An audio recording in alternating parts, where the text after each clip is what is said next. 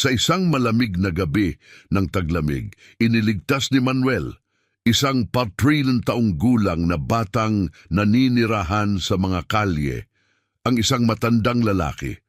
Ang huling mga salita ng matanda ay magbabago sa buhay ni Manuel. Ang matinding lamig ng gabi ay humihiwa sa hangin na parang mga patalim habang si Manuel ay namamaluktot sa pintuan ng isang gusali, nagtatangkang magtago mula sa nakakapasong hangin. Ang kirot ng gutom ay kumakalat sa kanyang walang laman na tiyan, isang matinding paalala na wala siyang kinain sa buong araw. Isang gabi na lang, Manuel, bulong niya sa sarili. Mariing kinukuskos ang kanyang mga kamay upang mainitan. Bukas magiging mas maayos ang lahat. Bigla, isang malakas na sigaw ang bumasag sa katahimikan ng gabi na nagpagising kay Manuel at agad na nagbigay ng tensyon sa kanyang katawan. Tulungan niyo po ako! Ang sigaw ay tila nagmumula sa isang kalapit na eskinita. Saglit na nagdadalawang isip si Manuel, batid ang mga panganib na dala ng gabi. Ngunit may kung anong bagay sa desperado at nagmamakaawang tinig ang nag-udyok sa kanya na kumilos. Dahan-dahan niyang tinahak ang eskinita kung saan ang dilim ang naghari na bahagyang binasag lamang ng malamlam na liwanag ng isang malayong lampara. Doon natagpuan niya ang isang matandang lalaki na nakahandusay sa lupa. "Ginoo, maayos lang po ba kayo?" tanong ni Manuel habang maingat na lumalapit sa matanda. Tumingin ang lalaki sa kanya, ang kanyang mga mata ay nagpapakita ng sakit at kaginhawaan. "Salamat sa Diyos, binata, nadapa ako at mukhang may nabali sa akin. Hindi ako makatayo," paliwanag ng matanda. Lumuhod si Manuel sa tabi niya at napansin ang mararangyang damit ng matanda na ngayon ay natatakpan na ng putik at dugo. "Huwag po kayong mag-alala, tutulungan ko kayo," paniniguro ni Manuel, pilit na nagpapakita ng kumpiyansa. "Ano po ang pangalan ninyo?" "Ricardo," sagot ng matanda na may halong daing. "Don Ricardo Cruz." "Ako po, si Manuel. Subukan nating iangat kayo." Alok ni Manuel, tinutulungan ng matanda na bumangon. Ngunit nang marahan niyang sinubukang itayo si Don Ricardo, napasigaw ito sa sakit. "Aking balakang!" daing nito. "Mukhang nabali ito." "Manatili lang po kayo dyan, hahanap ako ng makakatulong," sagot ni Manuel na may halong pagkabalisa habang sinusuri ang paligid. "Wag!" mariing hinawakan ni Don Ricardo ang pulsuhan ni Manuel. "Huwag mo akong iiwan dito nang mag-isa, pakiusap." Napansin ni Manuel ang takot na nakalarawan sa mga mata ng matanda at tumango bilang pagtiyak. "Okay, mananatili ako sa tabi niyo, pero kailangan nating tumawag ng tulong medikal." "Hindi ko maabot ang telepono ko," mahinang bulong ni Don Ricardo. "Nasa bulsa ng aking coat." Maingat na kinapa ni Manuel ang coat ng matanda at natagpuan ang isang makabagong smartphone. Nanginginig ang kanyang mga daliri habang tinatype ang numero para sa emergency services. "Paano ko po kayo matutulungan?" tanong ng boses ng isang babae sa kabilang linya. "Kailangan po namin ng ambulansya," sagot ni Manuel, pilit pinapanatiling matatag ang kanyang boses. "May isang matandang lalaki po dito na nadapa at hindi makagalaw." "Pwede bang tukuyin ang inyong lokasyon?" tanong ng babae. Sinipat ni Manuel ang paligid, naghahanap ng anumang palatandaan. Nagdalawang isip siya saglit.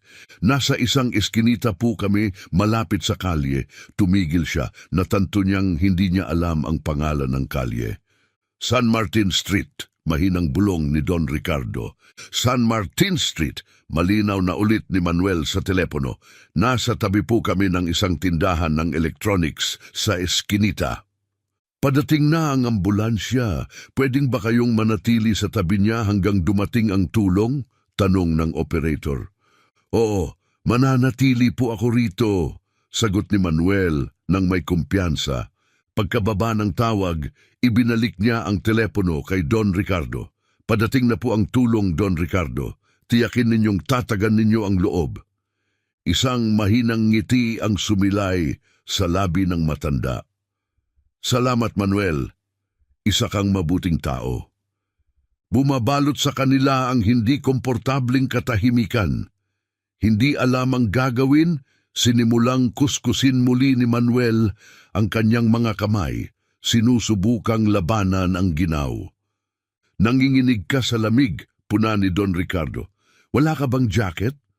Umiling si Manuel. Matagal ko na pong nawala iyon. Kumikunot ang noo ni Don Ricardo sa pag-aalala. Nasaan ang pamilya mo? Hindi ba dapat nasa bahay ka na ngayon? Iniwas ni Manuel ang kanyang mga mata, ayaw tingnan ang matanda. Wala po akong tirahan, mahina niyang inamin. Mula sa pagkalito, nagbago ang ekspresyon ng matanda, unay pagkakaunawa at kalaunan ay malalim na kalungkutan. O Manuel, malumanay na sabi ni Don Ricardo, napakahirap niyan para sa'yo. Ayos lang po, sagot ni Manuel, pinilit ng ngumiti, tila wala siyang pakialam. Kinakaya ko naman. Pero napakabata mo pa, patuloy ni Don Ricardo. Gaano ka nakatagal naninirahan sa mga kalye? Mga 1 taon na po, amin ni Manuel na tila naging bukas sa matanda. Nasaan ang pamilya mo? Tanong muli ni Don Ricardo ng marahan. Huminga ng malalim si Manuel bago nagsimulang magkuwento. Iniwan kami ng tatay ko nung bata pa ako. Sinubukan akong palakihin ng nanay ko pero may sarili rin siyang problema. Malakas siyang uminom. Isang araw, hindi na siya bumalik kahit anong gawin ng pulis, hindi na siya natagpuan. Naluha ang mga mata ni Don Ricardo sa awa. Nakakalungkot pakinggan. At ang child services, hindi ka ba nila dinala sa foster home? Umiling muli si Manuel. Dinala nila ako pero tumakas ako. Hindi ko nagustuhan doon. Mas gusto ko nang mag-isa. Parang may nais pang sabihin si Don Ricardo pero biglang naputol ang kanilang pag-uusap nang marinig nila ang huni ng sirena. Ang ambulansya! Sigaw ni Manuel. Mabilis na tumayo. Dito po! Nang makarating ang ambulansya, 2 paramedic ang pumasok sa eskinita, dala ang isang stretcher papunta sa kanila. Ano po ang sitwasyon? Tanong ng isa sa mga paramedic habang lumuhod sa tabi ni Don Ricardo. Nadapa po siya, paliwanag ni Manuel sa mga paramedic. Masakit ang balakang niya, palagay ko ito ang nasugatan. Mabilis na kumilos ang mga paramedic, maingat na sinusuri si Don Ricardo gamit ang kanilang sanay na mga kamay. Sunod-sunod nilang tinanong si Don Ricardo upang matukoy ang kanyang kondisyon habang hinahanap ang anumang palatandaan ng pinsala. Tama ka. Kumpirma ng isang paramedic. Mukhang bali ang balakang niya. Kailangan nating dalhin siya sa ospital. Maingat nilang iniangat si Don Ricardo sa stretcher. Napapikit ito sa sakit ngunit nanatiling matatag, hindi ipinapakita ang kanyang paghihirap. Manuel, tawag ni Don Ricardo habang inaayos siya para ilipat sa ambulansya. Malaki ang utang na loob ko sa iyo. Hindi ko alam kung anong nangyari kung nag-iisa ako rito. Tumitig si Manuel sa lupa, hindi komportable sa papuri. Wala po yun, mahina niyang sabi. Sasama ka ba sa akin sa ospital? Tanong bigla ni Don Ricardo. Ang kanyang boses ay puno ng pag-aalala. Mas magiging panatag ang loob ko kung kasama kita. Nag-iisa po ba kayo? Nagulat na tanong ni Manuel, tinignan ng naghihintay na mga paramedic. Hindi ko alam kung dapat ako sumama, sagot ni Manuel, nagdadalawang isip. Pakiusap, muling giit ni Don Ricardo. Iniligtas mo na ang buhay ko ngayong gabi. Hayaan mong suklian ko yon ng kahit pansamantalang matutuluyan. Tinitigan ni Manuel ang madilim at malamig na eskinita sa likod niya at saka tumingin kay Don Ricardo na puno ng pag-asa. Tumango siya. Sige po, sasama ako. Desisyon ni Manuel. Muling sumilay ang ngiti ng pasasalamat sa mukha ni Don Ricardo. Salamat Manuel, tunay kang may ginintuang puso, sabi niya. Habang inilalagay si Don Ricardo sa ambulansya, lumapit ang isang paramedic kay Manuel. "Kamag-anak mo ba siya?" tanong nito. Magsasalita na sana si Manuel upang itanggi ito nang biglang sumingit si Don Ricardo. "Apo ko siya," madiing sabi ni Don Ricardo. "Sasama siya sa akin." Tumango ang paramedic, tinanggap ang sagot ng walang tanong at tinulungan si Manuel na sumakay sa ambulansya. Habang nagsara ang mga pinto at nagsimula silang umandar, tinignan ni Manuel si Don Ricardo na litong-lito ngunit may halong tuwa. "Bakit niyo po sinabi na apo niyo ako?" pabulong niyang tanong. Ngumiti si Don Ricardo at nagbigay ng isang makahulugang kindat. "Manuel, minsan hindi lang dugo ang bumubuo sa pamilya. Ito ay tungkol sa kung sino ang tinatanggap mo sa puso mo. At ikaw, anak, nagpakita ka ng ginintuang puso ngayong gabi." Isang mainit na pakiramdam ang bumalot kay Manuel at sa unang pagkakataon matapos ang mahabang panahon, naramdaman niyang muli ang kaunting pag-asa. Habang bumabaybay ang ambulansya sa tahimik na lungsod, ang tunog ng sirena ay nag-uunahan sa katahimikan. Tahimik na pinanood ni Manuel ang paramedic habang inaalagaan si Don Ricardo. "Okay lang po ba siya?" tanong ni Manuel. Ang boses ay bahagyang nanginginig. Ngumiti ng nakakapagpakalma ang paramedic. "Ginagawa namin ang lahat ng makakaya. Matibay ang lolo mo."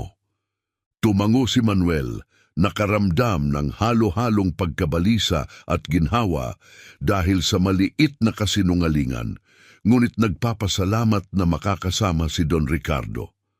Napansin ni Don Ricardo ang pag-aalinlangan ni Manuel at nagsalita ng marahan. "Manuel," mahinang sabi niya, "kwentuhan mo naman ako tungkol sa'yo. Ano ang hilig mong gawin?" Nagulat sa tanong, saglit na tumahimik si Manuel bago sumagot. "Mahilig po akong mag-drawing," inamin niya. "Kapag nakakahanap ako ng papel at lapis, iginuguhit ko ang mga bagay sa paligid ko dito sa lungsod." Lumiwanag ang mukha ni Don Ricardo sa kabila ng kanyang sakit. "Ang ganda niyan. Ano ang mga iginuguhit mo?" "Kahit ano po sagot ni Manuel na may bahagyang ngiti. "Mga ibon, gusali, mga tao. Minsan iginuhit ko ang isang askal na sumunod-sunod sa akin buong araw. Tinawag ko siyang Spots." "May talento ka," sabi ni Don Ricardo, na bahagyang napangiwi habang gumagalaw. "Gusto kong makita ang mga likha mo balang araw." Ibinaling ni Manuel ang tingin sa sahig. "Wala po akong natatago na mga drawing. Mahirap mag-ingat ng gamit kapag nasa kalye ka." Sandaling natahimik ang ambulansya, tanging ang tunog ng paramedic na nag-aayos ng kagamitan ang naririnig. Napansin ng paramedic ang bigat ng sitwasyon at nagsalita upang pagaanin ang mood. "Malapit na tayo sa ospital, Don Ricardo. Gusto niyo bang ipaalam sa sino man? Baka may kamag-anak o kaibigan kayo." Umiling ng marahan ng matanda. "Wala na akong natitirang pamilya. Matagal nang namatay ang aking asawa at wala kaming mga anak." Naramdaman ni Manuel ang kirot ng awa, naiintindihan ang bigat ng pagiging nag-iisa. "Nandito po ako," biglang sabi ni Manuel na pati siya ay nagulat sa sarili niyang pangako. "Sasamahan ko kayo, Don Ricardo." Napuno ng luha ang mga mata ng matanda habang tinitigan niya si Manuel. "Salamat, Manuel, para kang anghel na ipinadala sa akin." Huminto ang ambulansya sa tapat ng emergency entrance ng ospital. Bumukas ang mga pinto at naghihintay na ang pangkat medikal upang alagaan si Don Ricardo. Kailangan niyang sumailalim sa x-ray tests, paliwanag ng isang nurse habang inililipat siya sa stretcher. "Apo mo ba siya?" tanong ng nurse kay Manuel. Bago pa siya makasagot, nauna nang sumagot si Don Ricardo. "Oh, apo ko siya. Pakiusap, hayaan siyang sumama sa akin." Tumango ang nurse ng may pag-unawa. "Sige, pero kailangan niya munang dumaan sa maikling pagsusuri. Sa ngayon, pakiusap maghintay ka muna sa lounge. Tatawagin kita pagkatapos."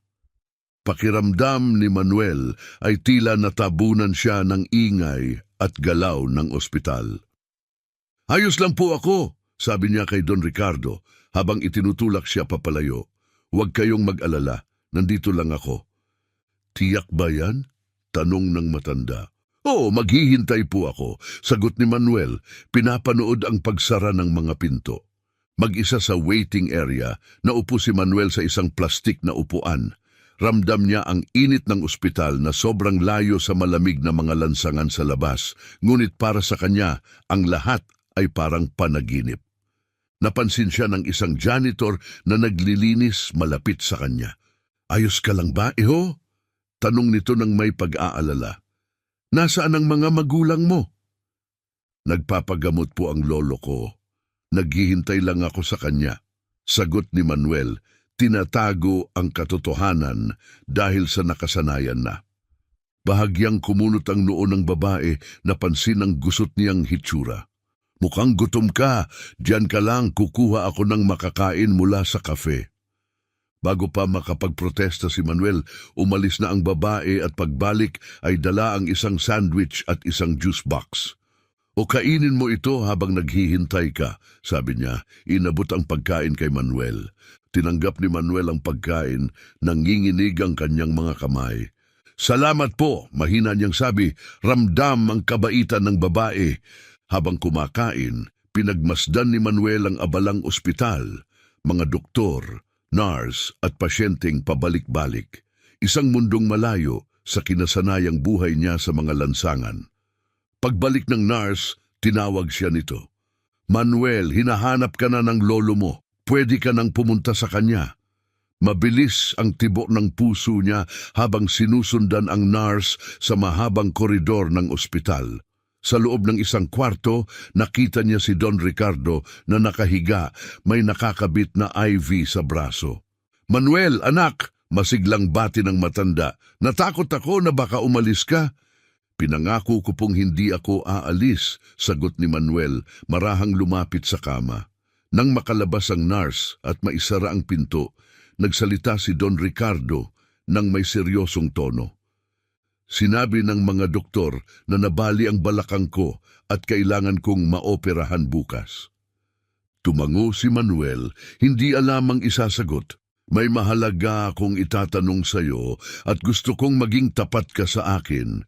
Pwede ba? Nilunok ni Manuel ang kaba, ngunit tumango. Ang totoo tungkol sa buhay mo sa kalye, Manuel. Pakiusap ni Don Ricardo, puno ng sinseridad ang boses niya. Napatingin si Manuel sa matanda at unti-unti bumagsak ang mga depensa niya. Iniwan po kami ng tatay ko noong bata pa ako. Simula niya, nanginginig ang boses. Sinubukan po akong palakihin ng nanay ko, pero nalulung siya sa alak. Madalas siyang hindi umuuwi. Tahimik na nakinig si Don Ricardo, hindi inaalis ang tingin sa kanya. Isang araw umalis siya at hindi na bumalik, patuloy ni Manuel habang pumatak ang mga luha niya. Hinahanap siya ng mga pulis pero wala silang natagpuan. Lumalambot ang mukha ni Don Ricardo, iniabot ang kamay upang damayan ang bata.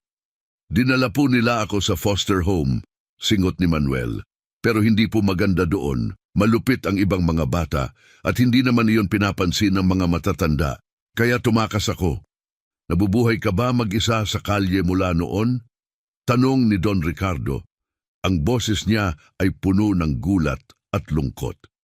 Tumango si Manuel bilang tugon. Mahirap po, pero binibigyan ako nito ng kalayaan. Saglit na natahimik si Don Ricardo. Pumikit na tila ninanamnam ang bigat ng kwento ni Manuel. Pagmulat ng kanyang mga mata, kitang-kita ang determinasyon sa kanyang mukha. Makinig ka sa akin, Manuel, simulang sabi niya, mahigpit na hinawakan ang kamay ng bata.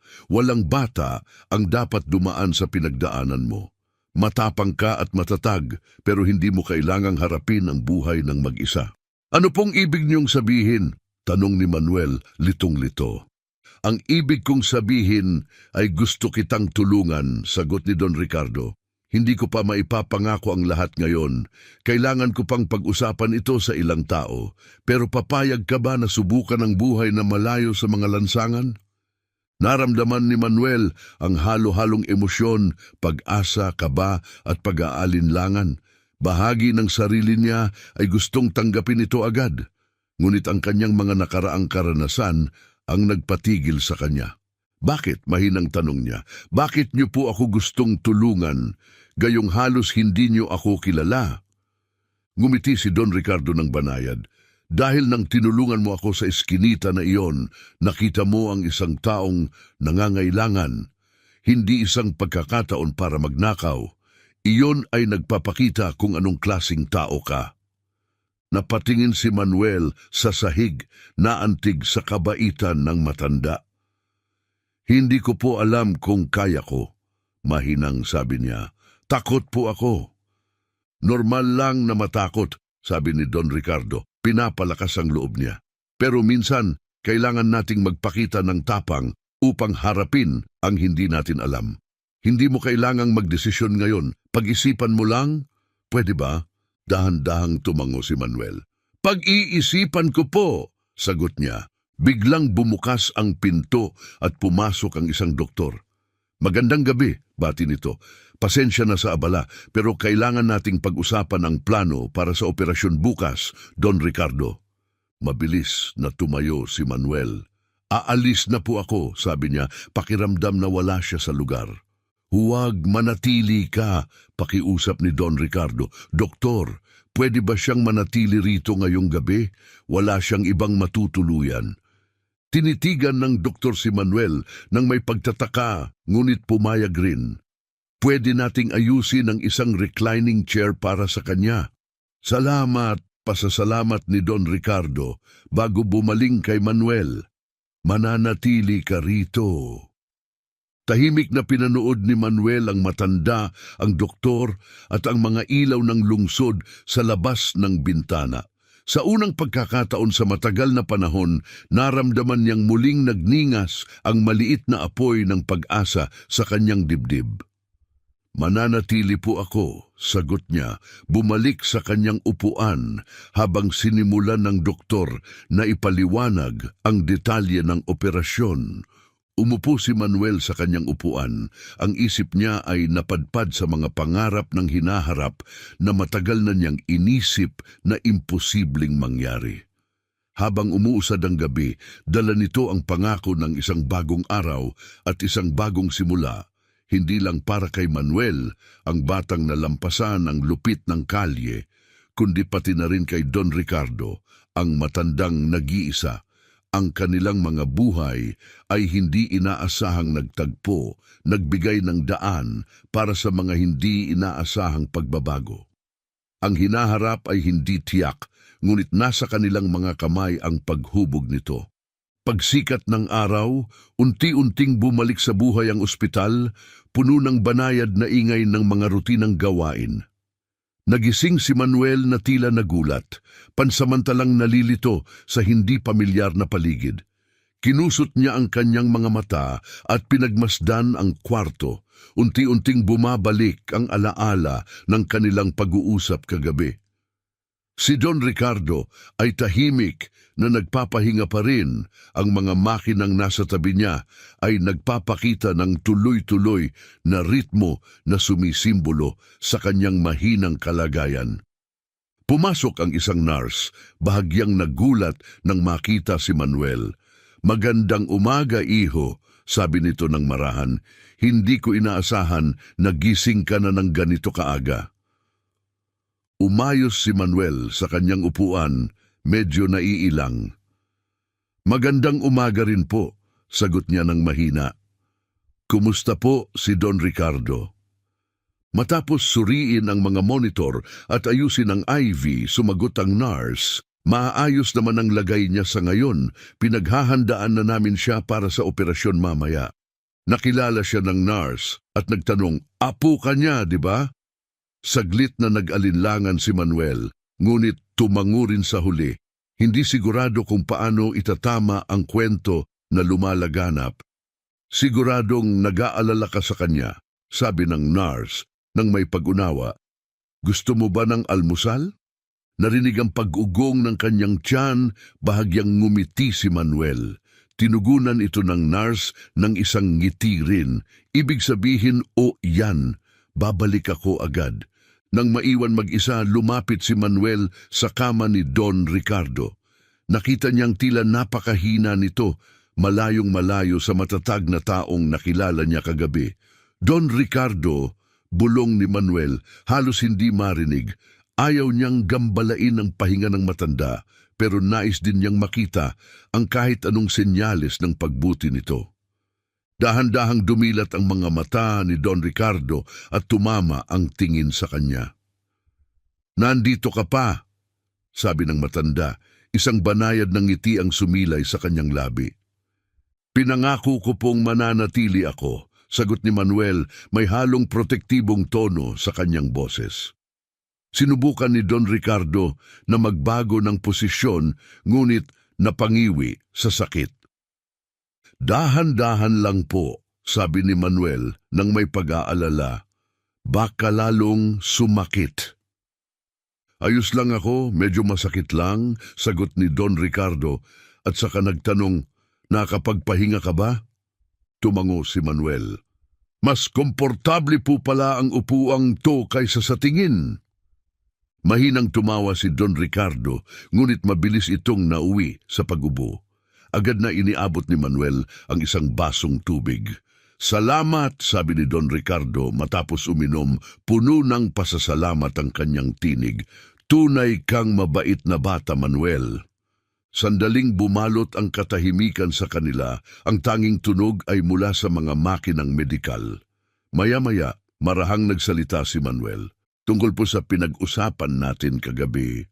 "Naalala ko ang lahat ng sinabi ko," putol ni Don Ricardo. Ang tono nito ay seryoso ngunit puno ng pag-aalaga. "Pinaninindigan ko ang aking alok," patuloy ng matanda. "Kung kaya mong magtiwala sa akin, kaya nating pagdaanan ito ng magkasama." Tinitigan ni Manuel ang mukha ni Don Ricardo. Hinahanap ang kahit anong senyales ng kasinungalingan, ngunit wala siyang nakita. Ang totoo at mainit na malasakit sa mata ng matanda ay unti-unting nagpababa ng kanyang mga pader. Pagkaraan ng ilang sandali, marahan siyang sumagot, puno ng pag-asa at pag-aalinlangan. "Sige po, magtitiwala ako sa inyo." Sumilay ang isang mainit na ngiti sa mukha ni Don Ricardo. At sa unang pagkakataon, matapos ang matagal na panahon, naramdaman ni Manuel na hindi na siya nag-iisa. "Manuel, nagkaroon ako ng buhay na puno ng mga pagpapala, pero hindi ko maitatanggi na may mga pagsisisi rin ako," simulang sabi ni Don Ricardo, saglit na tumigil, na tila inaayos ang kanyang mga iniisip. "Alam mo, Manuel, masakit aminin, pero may mga pagkakataong kaya kong tumulong sa mga nangangailangan, ngunit pinili kong hindi." Bahagyang nanginig ang kanyang boses habang nagpatuloy. "Maraming taon na ang nakalipas. Dumanas kami ng aking asawa ng pinakamalungkot na trahedya. Nawala ang nag-iisa naming anak." Napahinga ng malalim si Manuel, ramdam ang bigat ng sinabi ni Don Ricardo. "Pasensya na po, Don Ricardo," mahina niyang tugon. May malungkot ng ngiti si Don Ricardo. "Kahit matagal na, nararamdaman ko pa rin ang sakit. Ibinuhos ko ang lahat sa aking negosyo, iniisip na mapapawi ng yaman ng kalungkutan, ngunit nagkamali ako." "Ngayon, paano po?" tanong ni Manuel. "Ngayon," sagot ni Don Ricardo, "kapag nakikita ko ang isang batang matapang tulad mo na hinarap ang napakaraming pagsubok sa buhay, nai-inspire akong maniwala na may magagawa pa akong kabutihan. Gusto kitang tulungan." Bago pa makasagot si Manuel, dumating ang isang nurse, dala ang tray ng pagkain. "Heto na ang pagkain mo, iho," sabi ng nurse habang inilapag ang tray sa tabi ni Manuel. Sa direksyon ni Don Ricardo, sinabi niya, "Yung puro likidong pagkain lang po muna ang pwede nyo, yan ang utos ng doktor." Napangiwi si Don Ricardo nang makita ang gelatin na ibinigay sa kanya. "Ito ba ang tinatawag nilang pagkain?" biro niya. Natawa ang nurse. "Ngayong araw lang po yan. Pagkatapos ng operasyon, may mas mabigat kayong makakain." Habang kumakain si Manuel, kinausap ni Don Ricardo ang nurse tungkol sa operasyon. Kailan magsisimula ang operasyon? Tanong ni Don Ricardo. Sa loob ng 2 oras, sagot ng nurse na ipinaliwanag na darating din ang doktor para pag-usapan ang mga detalye. Nang makaalis ang nurse, bumaling si Don Ricardo kay Manuel. Manuel, may ipapakiusap ako sa iyo. Nagtaas ng tingin si Manuel, nagtataka. Ano po yon? Nasa drawer ng nightstand, tinuro ni Don Ricardo, meron dong business card ng aking abogado. Pwede mo ba siyang tawagan? Kinuha ni Manuel ang card at tinanong, ano po ang sasabihin ko sa kanya? Ipaliwanag mo na si Ricardo Cruz ito at kailangan ko siyang makausap dito sa ospital bago ang operasyon, utos ni Don Ricardo. Tinawagan ni Manuel ang numero at saglit pa lang, isang nag-aalalang boses ang nagtanong tungkol sa kalagayan ni Don Ricardo nang marinig ang tungkol sa kanyang pagkakaospital. Nadapa po siya kagabi at nabali ang balakang niya, paliwanag ni Manuel. Nandyan ako sa loob ng 1 oras, pangako ng abogado. Matapos ibaba ang tawag, sinabi ni Manuel ang nangyari kay Don Ricardo na tumango ng may pasasalamat. Salamat Manuel. Ngayon, pag-usapan naman natin ang tungkol sa iyo. Sinabi mo kagabi na mahilig kang mag-drawing. Nagulat si Manuel ngunit tumango. Opo, pero hindi naman po ako ganoon kagaling. Huwag mong maliitin ang sarili mo, sagot ni Don Ricardo ng may init. Sigurado akong may talento ka. Ano ang madalas mong iginuguhit? Mga tanawin po ng lungsod, sagot ni Manuel. Gustong-gusto kong iguhit ang mga gusali at mga tao. Parang pinipreserve ko ang isang sandali. Lumiwanag ang mukha. Sa isang malamig na gabi ng taglamig, iniligtas ni Manuel, isang 4 taong gulang na batang naninirahan sa mga kalye, ang isang matandang lalaki. Ang huling mga salita ng matanda ay magbabago sa buhay ni Manuel. Ang matinding lamig ng gabi ay humihiwa sa hangin na parang mga patalim habang si Manuel ay namamaluktot sa pintuan ng isang gusali, nagtatangkang magtago mula sa nakakapasong hangin. Ang kirot ng gutom ay kumakalat sa kanyang walang laman na tiyan, isang matinding paalala na wala siyang kinain sa buong araw. Isang gabi na lang, Manuel, bulong niya sa sarili. Mariing kinukuskos ang kanyang mga kamay upang mainitan. Bukas magiging mas maayos ang lahat. Bigla, isang malakas na sigaw ang bumasag sa katahimikan ng gabi na nagpagising kay Manuel at agad na nagbigay ng tensyon sa kanyang katawan. Tulungan niyo po ako! Ang sigaw ay tila nagmumula sa isang kalapit na eskinita. Saglit na nagdadalawang isip si Manuel, batid ang mga panganib na dala ng gabi. Ngunit may kung anong bagay sa desperado at nagmamakaawang tinig ang nag-udyok sa kanya na kumilos.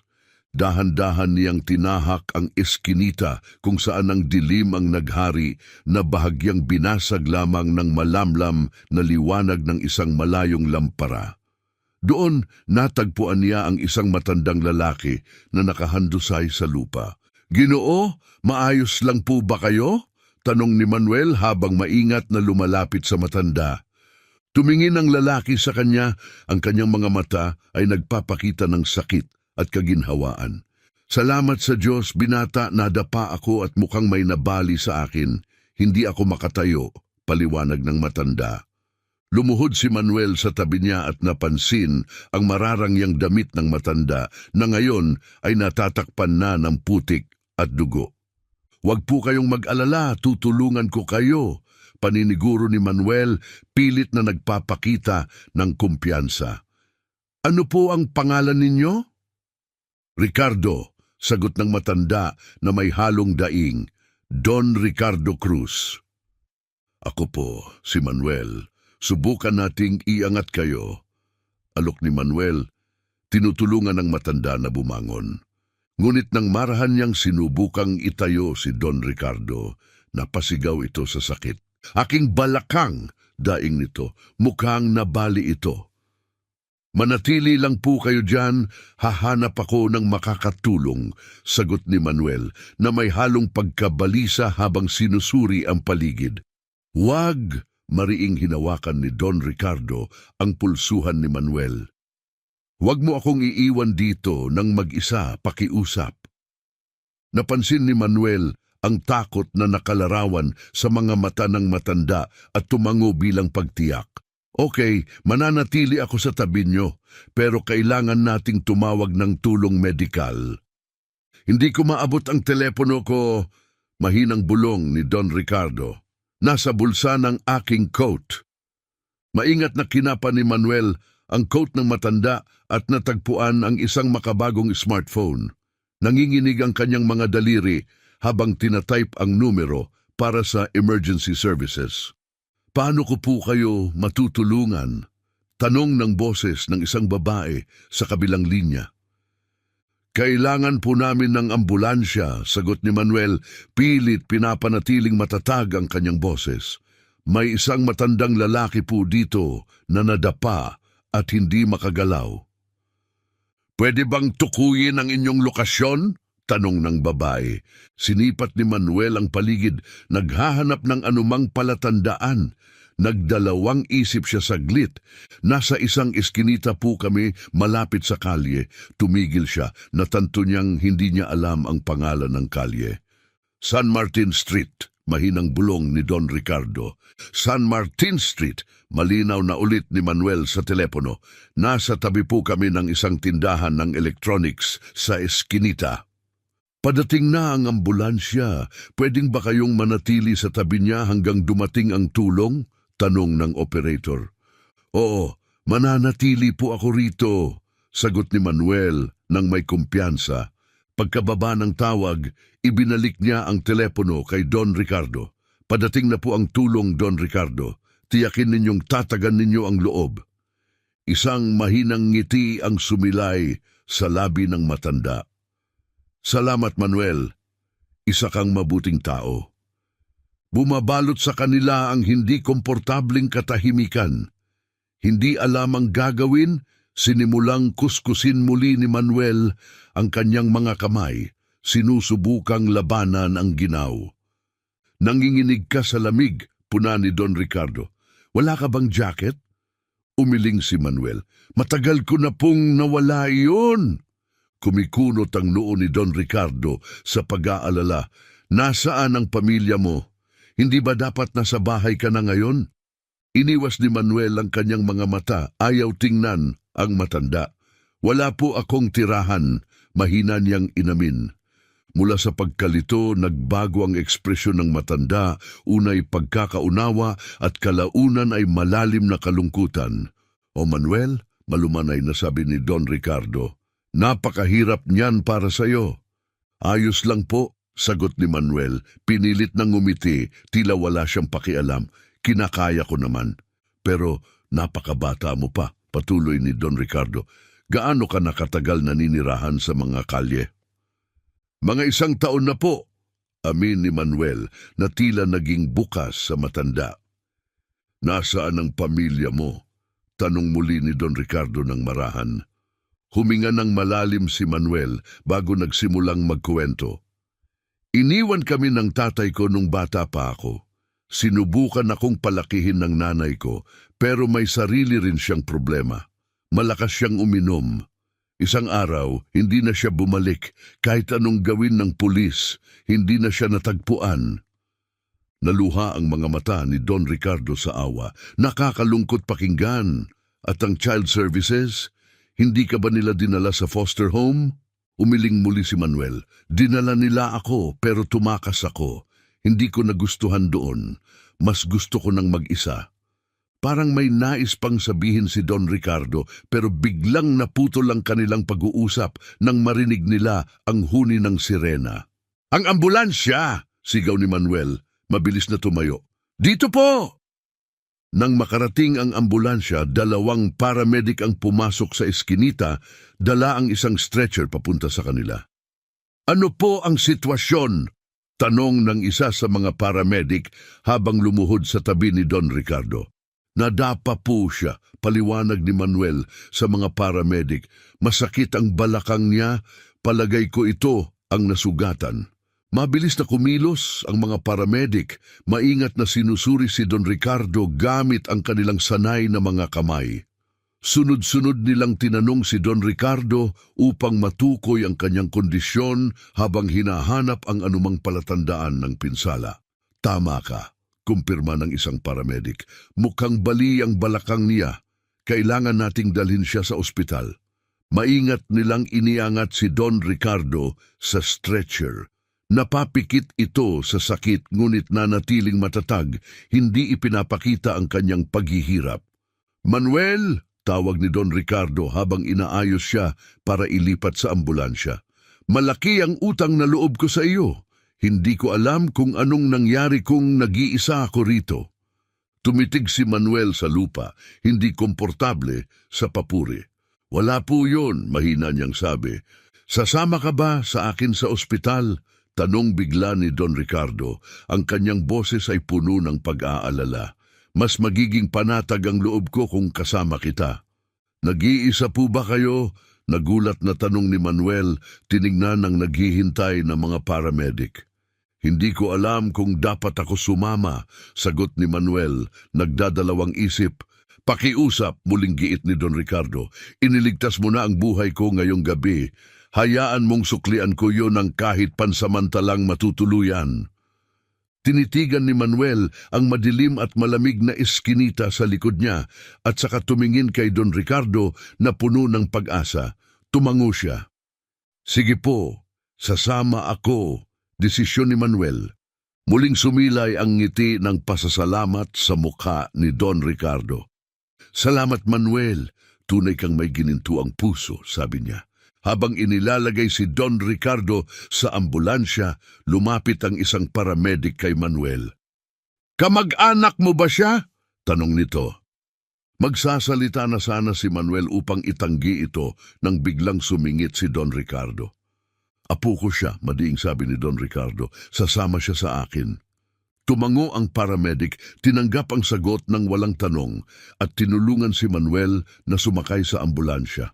Habang nagsara ang mga pinto at nagsimula silang umandar, tinignan ni Manuel si Don Ricardo na litong-lito ngunit may halong tuwa. Bakit niyo po sinabi na apo niyo ako? Pabulong niyang tanong. Ngumiti si Don Ricardo at nagbigay ng isang makahulugang kindat. Manuel, minsan hindi lang dugo ang bumubuo sa pamilya. Ito ay tungkol sa kung sino ang tinatanggap mo sa puso mo. At ikaw, anak, nagpakita ka ng ginintuang puso ngayong gabi.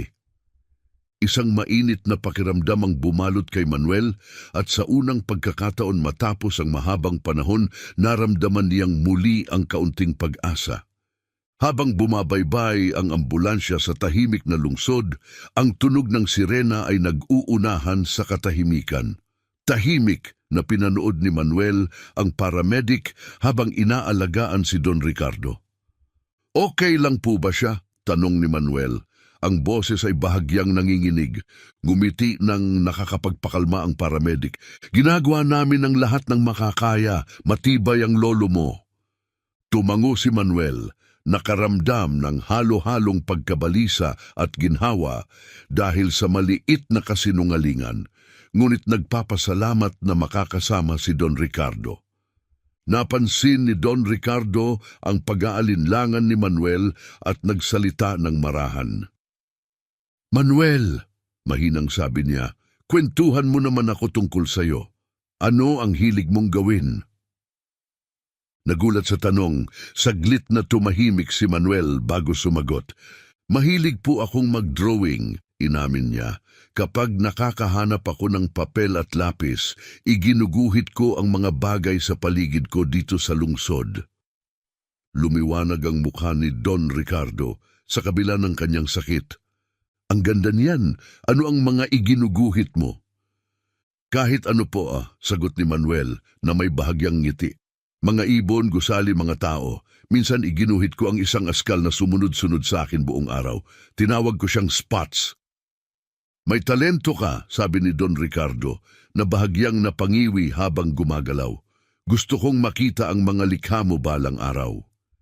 Ibinaling ni Manuel ang tingin sa sahig. Wala po akong natatago na mga drawing. Mahirap mag-ingat ng gamit kapag nasa kalye ka. Sandaling natahimik ang ambulansya, tanging ang tunog ng paramedic na nag-aayos ng kagamitan ang naririnig. Napansin ng paramedic ang bigat ng sitwasyon at nagsalita upang pagaanin ang mood. Malapit na tayo sa ospital, Don Ricardo. Gusto niyo bang ipaalam sa sino man? Baka may kamag-anak o kaibigan kayo. Umiling ng marahan ng matanda. Wala na akong natitirang pamilya. Matagal nang namatay ang aking asawa at wala kaming mga anak. Naramdaman ni Manuel ang kirot ng awa, naiintindihan ang bigat ng pagiging nag-iisa. Nandito po ako, biglang sabi ni Manuel na pati siya ay nagulat sa sarili niyang pangako. Sasamahan ko kayo, Don Ricardo. Napuno ng luha ang mga mata ng matanda habang tinitigan niya si Manuel. Salamat, Manuel, para kang anghel na ipinadala sa akin. Huminto ang ambulansya sa tapat ng emergency entrance ng ospital. Bumukas ang mga pinto at naghihintay na ang pangkat medikal upang alagaan si Don Ricardo. Kailangan niyang sumailalim sa x-ray tests, paliwanag ng isang nurse habang inililipat siya sa stretcher. Apo mo ba siya? Tanong ng nurse kay Manuel. Bago pa siya makasagot, nauna nang sumagot si Don Ricardo. Oh, apo ko siya. Pakiusap, hayaan siyang sumama sa akin. Tumango ang nurse ng may pag-unawa. Sige, pero kailangan niya munang dumaan sa maikling pagsusuri. Sa ngayon, pakiusap maghintay ka muna sa lounge. Tatawagin kita pagkatapos.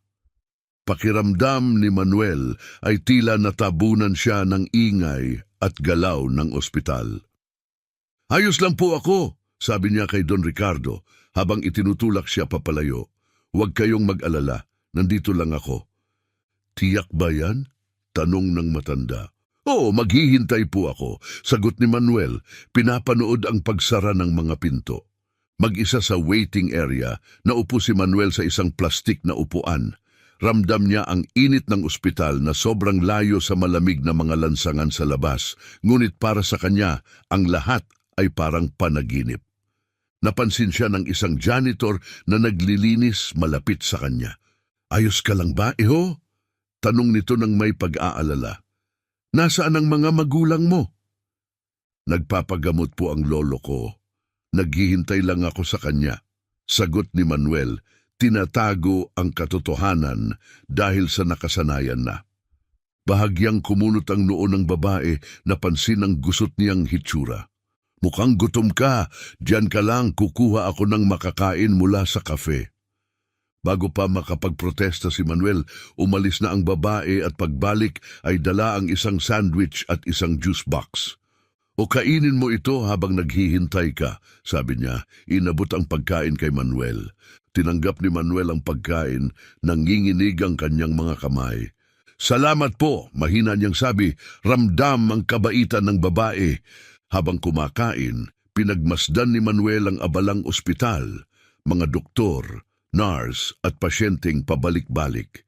Isang mundong malayo sa kinasanayang buhay niya sa mga lansangan. Pagbalik ng nurse, tinawag siya nito. Manuel, hinahanap ka na ng lolo mo. Pwede ka nang pumunta sa kanya. Mabilis ang tibok ng puso niya habang sinusundan ang nurse sa mahabang koridor ng ospital. Sa loob ng isang kwarto, nakita niya si Don Ricardo na nakahiga, may nakakabit na IV sa braso. Manuel, anak, masiglang bati ng matanda. Natakot ako na baka umalis ka.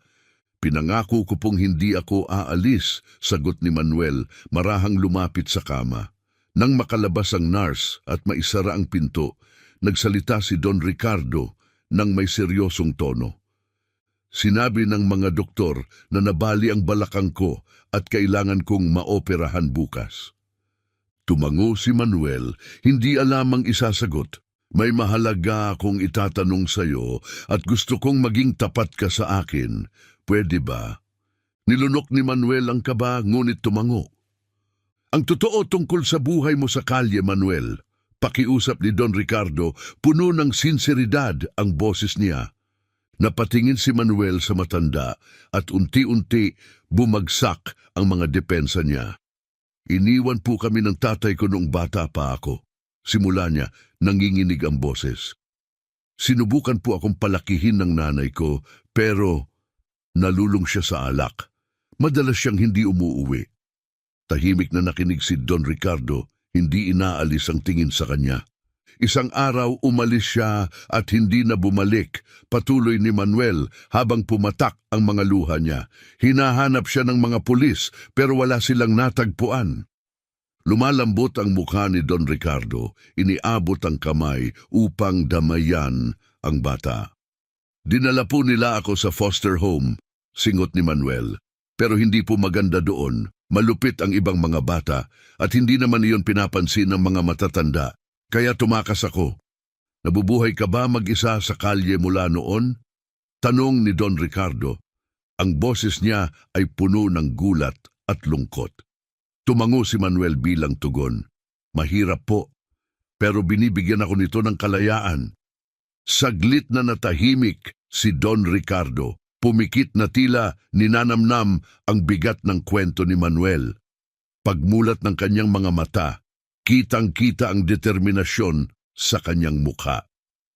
Makinig ka sa akin, Manuel, simulang sabi niya, mahigpit na hinawakan ang kamay ng bata.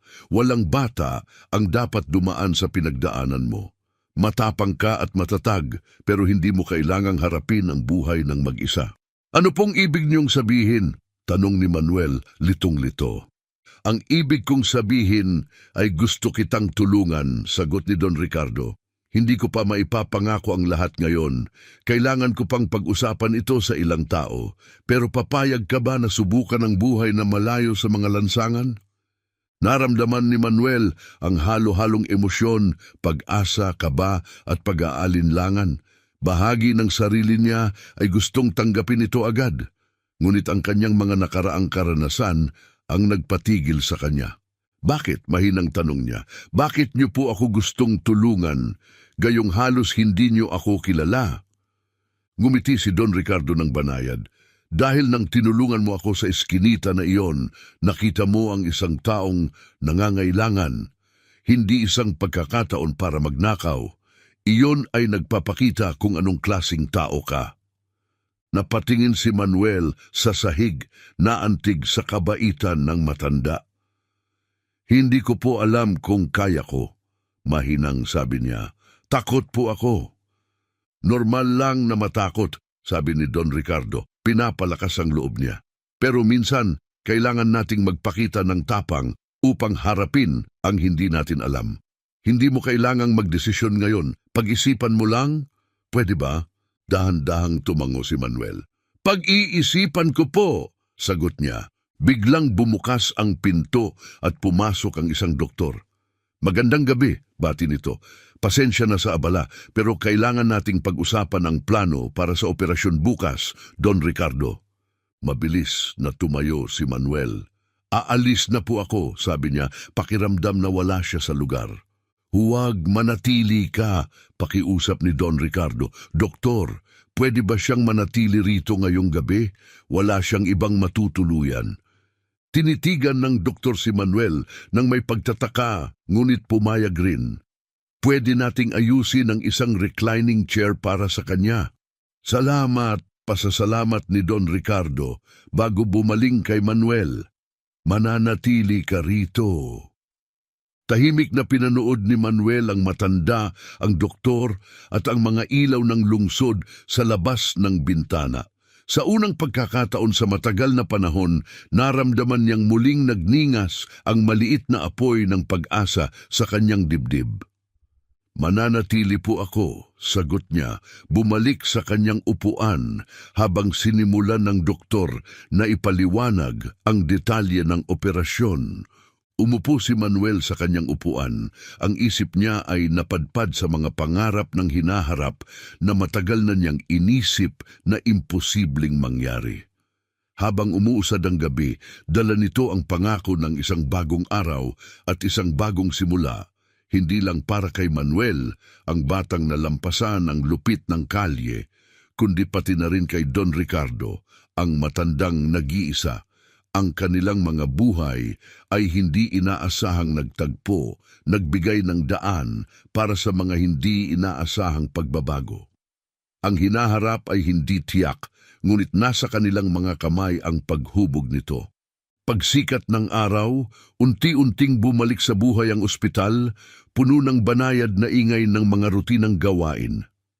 Nagising si Manuel na tila nagulat, pansamantalang nalilito sa hindi pamilyar na paligid. Kinusot niya ang kanyang mga mata at pinagmasdan ang kwarto. Unti-unting bumabalik ang alaala ng kanilang pag-uusap kagabi. Si Don Ricardo ay tahimik na nagpapahinga pa rin. Ang mga makinang nasa tabi niya ay nagpapakita ng tuloy-tuloy na ritmo na sumisimbolo sa kanyang mahinang kalagayan. Pumasok ang isang nurse, bahagyang nagulat nang makita si Manuel. "Magandang umaga, iho," sabi nito ng marahan. "Hindi ko inaasahan na gising ka na ng ganito kaaga." Umayos si Manuel sa kanyang upuan, medyo naiilang. "Magandang umaga rin po," sagot niya ng mahina. "Kumusta po si Don Ricardo?" Matapos suriin ang mga monitor at ayusin ang IV, sumagot ang nurse. "Maayos naman ang lagay niya sa ngayon. Pinaghahandaan na namin siya para sa operasyon mamaya." Nakilala siya ng nurse at nagtanong, "Apo ka niya, di ba?" Saglit na nag-alinlangan si Manuel, ngunit tumango rin sa huli. Hindi sigurado kung paano itatama ang kwento na lumalaganap. "Siguradong nag-aalala ka sa kanya," sabi ng nurse nang may pag-unawa. "Gusto mo ba ng almusal?" Narinig ang pag-ugong ng kanyang tiyan, bahagyang ngumiti si Manuel. Tinugunan ito ng nurse ng isang ngiti rin. Ibig sabihin, "O yan, babalik ako agad." Nang maiwan mag-isa, lumapit si Manuel sa kama ni Don Ricardo. Nakita niyang tila napakahina nito, malayong malayo sa matatag na taong nakilala niya kagabi. "Don Ricardo," bulong ni Manuel, halos hindi marinig. Ayaw niyang gambalain ang pahinga ng matanda, pero nais din niyang makita ang kahit anong senyales ng pagbuti nito. Dahan-dahang dumilat ang mga mata ni Don Ricardo at tumama ang tingin sa kanya. "Nandito ka pa," sabi ng matanda, isang banayad ng ngiti ang sumilay sa kanyang labi. "Pinangako ko pong mananatili ako," sagot ni Manuel, may halong protektibong tono sa kanyang boses. Sinubukan ni Don Ricardo na magbago ng posisyon, ngunit napangiwi sa sakit. "Dahan-dahan lang po," sabi ni Manuel nang may pag-aalala. "Baka lalong sumakit." "Ayos lang ako, medyo masakit lang," sagot ni Don Ricardo at saka nagtanong, "Nakapagpahinga ka ba?" Tumango si Manuel. "Mas komportable po pala ang upuang to kaysa sa tingin."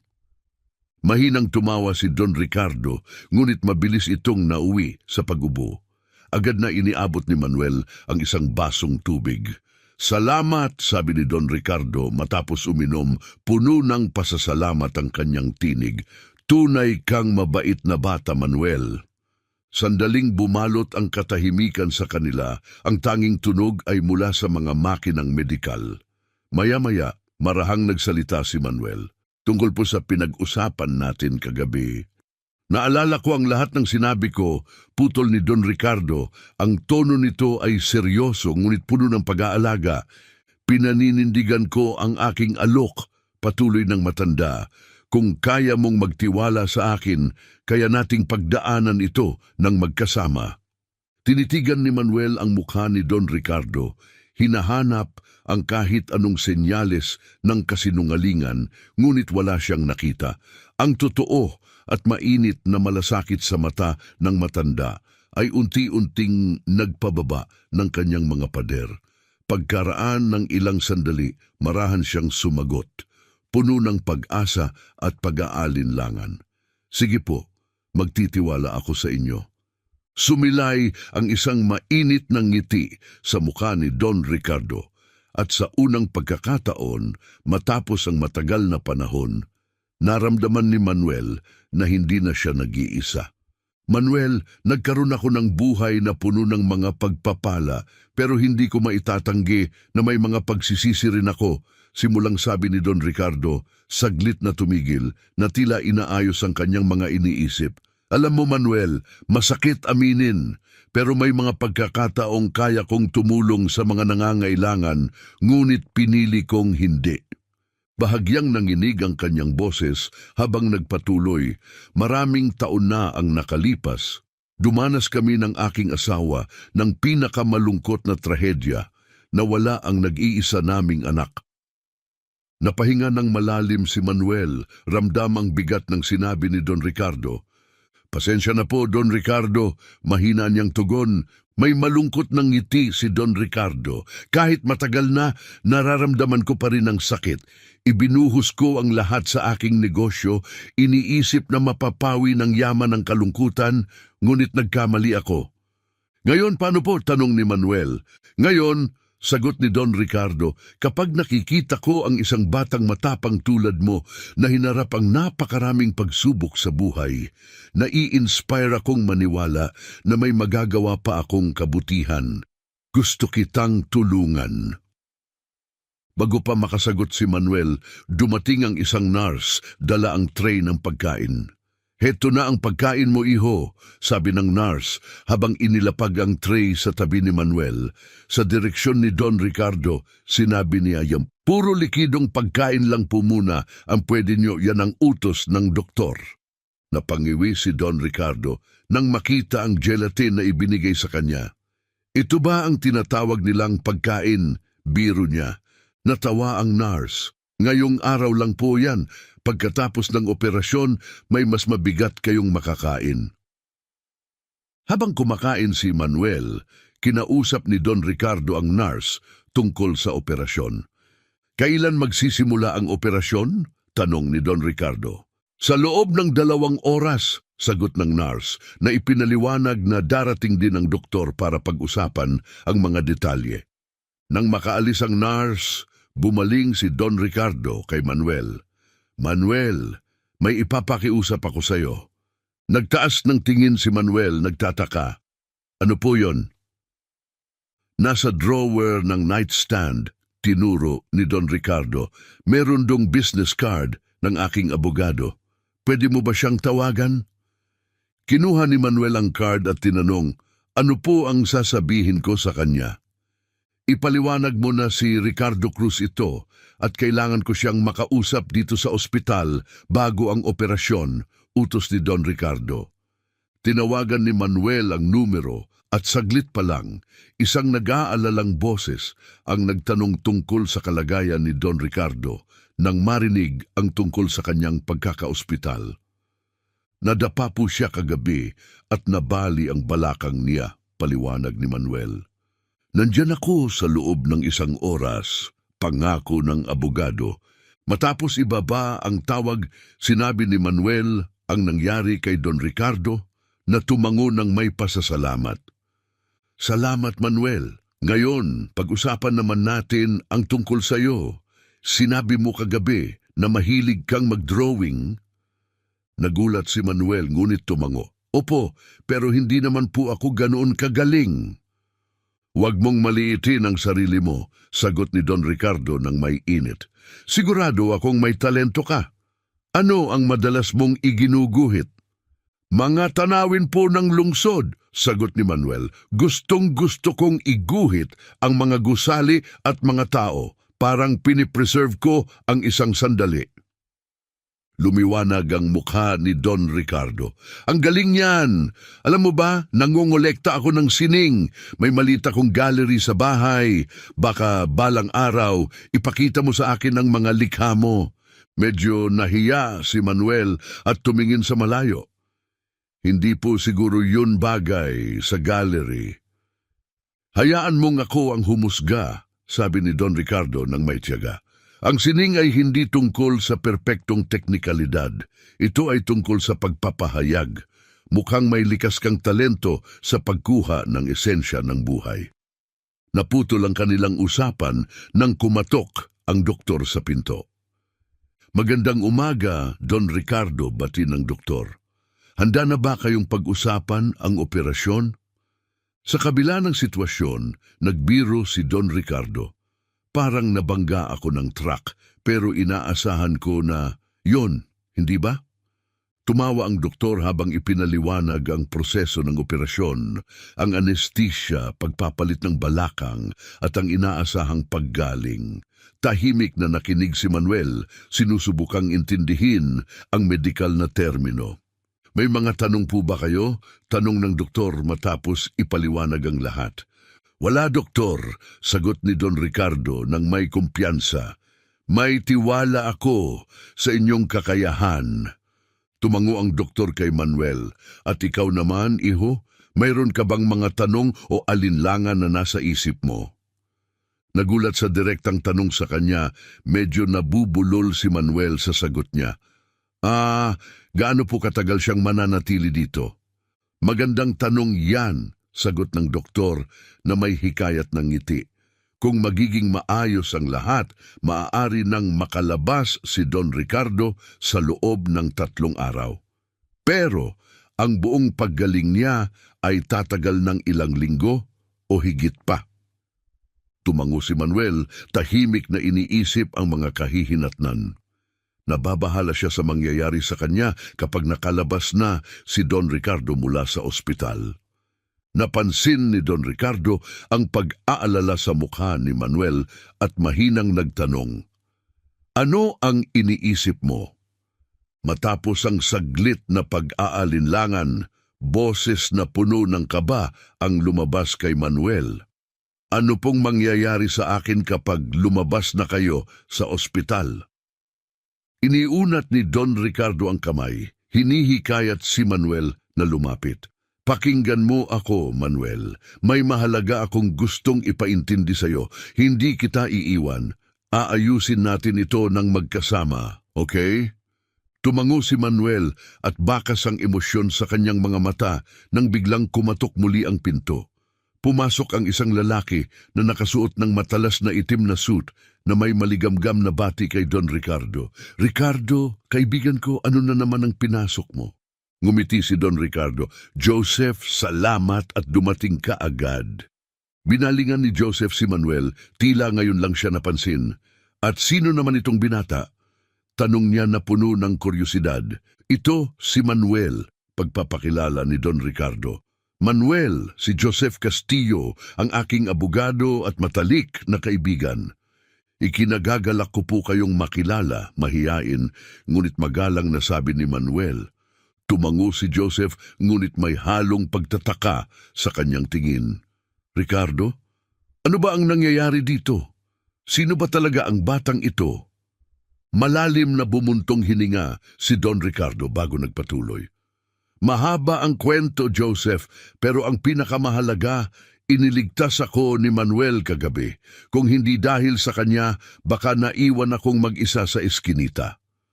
Tinitigan ni Joseph si Manuel na may halong pagkamangha at pagdududa. "Totoo ba yan?" Tumango lang si Manuel, hindi sigurado kung ano pa ang sasabihin.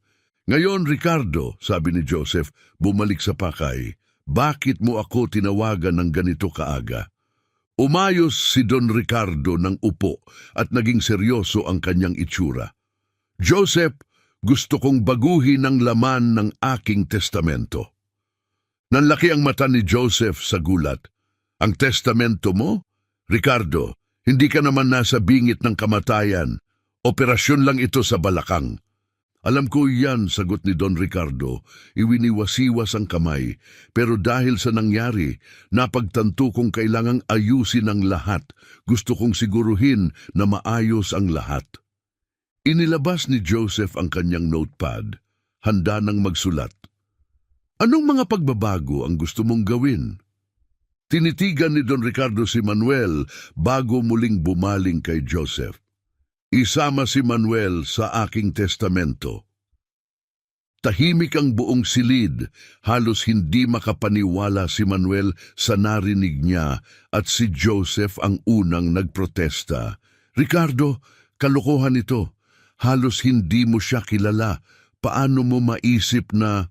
Pinutol ni Don Ricardo ang sinabi niya. Napagdesisyonan ko na, Joseph. Hindi lang ito tungkol sa nangyari kagabi. Ang batang ito ay dumaan sa mga pagsubok na hindi dapat danasin ng sinumang bata. Gusto kong siguraduhin na may maayos siyang kinabukasan. Sumingit si Joseph, sinusubukang magbigay ng alternatibo, pero may iba pang paraan para tumulong. Pwede kang mag-donate sa isang charity. Matalim ang sagot ni Don Ricardo. Hindi. Personal kong gustong tiyakin ang kanyang kinabukasan. Kung may mangyari sa akin, huminto siya sandali. Ang boses niya ay matatag. Gusto kong may tahanan siyang matatawag na kanya. Hindi lang siya isang batang nakilala ko. Siya ang nagbigay muli ng kahulugan sa aking buhay. Muling tinitigan ni Joseph si Don Ricardo at si Manuel na halos hindi pa rin makapagsalita dahil sa gulat at emosyon. Napaka hindi karaniwan nito, Ricardo, sabi niya sa huli. Siguro nga, sagot ni Don Ricardo, pero ito ang tamang desisyon. Malalim na bumuntong hininga si Joseph, tila nawawala ng argumento. Sige, ihahanda ko ang mga papeles, pero pag-isipan mo itong mabuti. Napag-isipan ko na, madiing sagot ni Don Ricardo. Simulan na natin. Tahimik na pinanood ni Manuel si Don Ricardo, puno ng halo-halong emosyon, pagkagulat, pasasalamat at isang bagong pag-asa na matagal na niyang hindi nararamdaman. Manuel, mahina ang boses ni Don Ricardo, bahagyang nanginginig. Huwag mong isipin na obligado ka. Hindi ko gustong isipin mo na tungkol lang ito sa pera. Ang ngiti ng matanda ay puno ng init. Naintindihan kita, Manuel, at mas lalo akong nakukumbinsi na tama ang desisyon kong ito. Ito ay tungkol sa pagbibigay sa iyo ng pagkakataong nararapat mong makamit.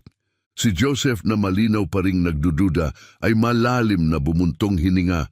Ricardo, bilang abogado mo at bilang kaibigan mo, kailangan kitang bigyan ng babala tungkol sa mga komplikasyon ng desisyong ito.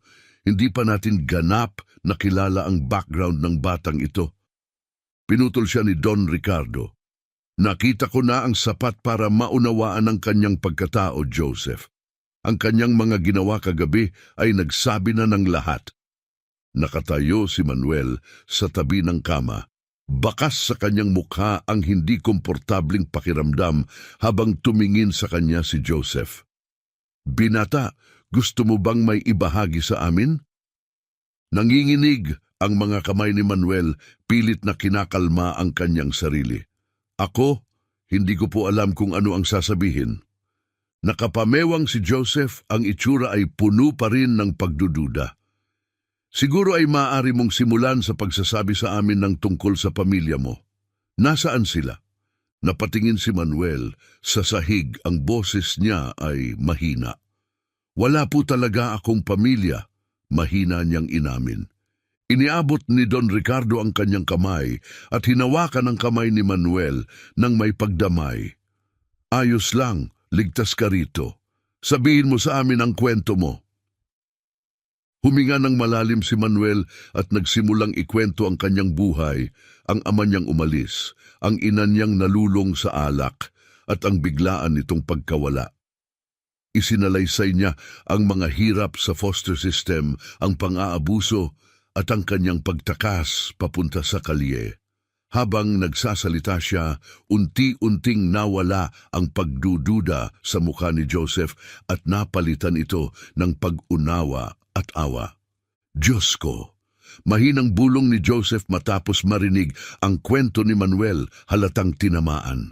Hindi ko alam. Naluha si Don Ricardo habang hinigpitan ang hawak sa kamay ni Manuel. Nakikita mo na ba, Joseph? Ito ang dahilan kung bakit kailangan natin siyang tulungan. Walang batang dapat dumaan sa ganitong mga pagsubok. Tumango si Joseph, pinunasan ang kanyang mga mata gamit ang panyo. Naiintindihan ko, Ricardo, pero legal na usapin ito. Hindi basta-basta maaaring idagdag ang isang menor de edad sa iyong testamento nang hindi sinusunod ang mga kinakailangang proseso. Ano ang dapat nating gawin? Tanong ni Don Ricardo. Saglit na nag-isip si Joseph. Una, kailangan nating makipag-ugnayan sa social services upang malaman ang legal na katayuan ni Manuel. Nanigas si Manuel sa narinig na social services. Hindi po, mariin niyang sabi. Ayokong bumalik doon. Huwag kang mag-alala, pag-aalo ni Don Ricardo habang hinahaplos ang kamay ni Manuel. Hindi ka namin pipilitin na gawin ang ayaw mo, tama ba Joseph? Malalim na bumuntong hininga si Joseph. Hindi ito ganun kasimple, Ricardo. May mga alituntunin tayong kailangang sundin.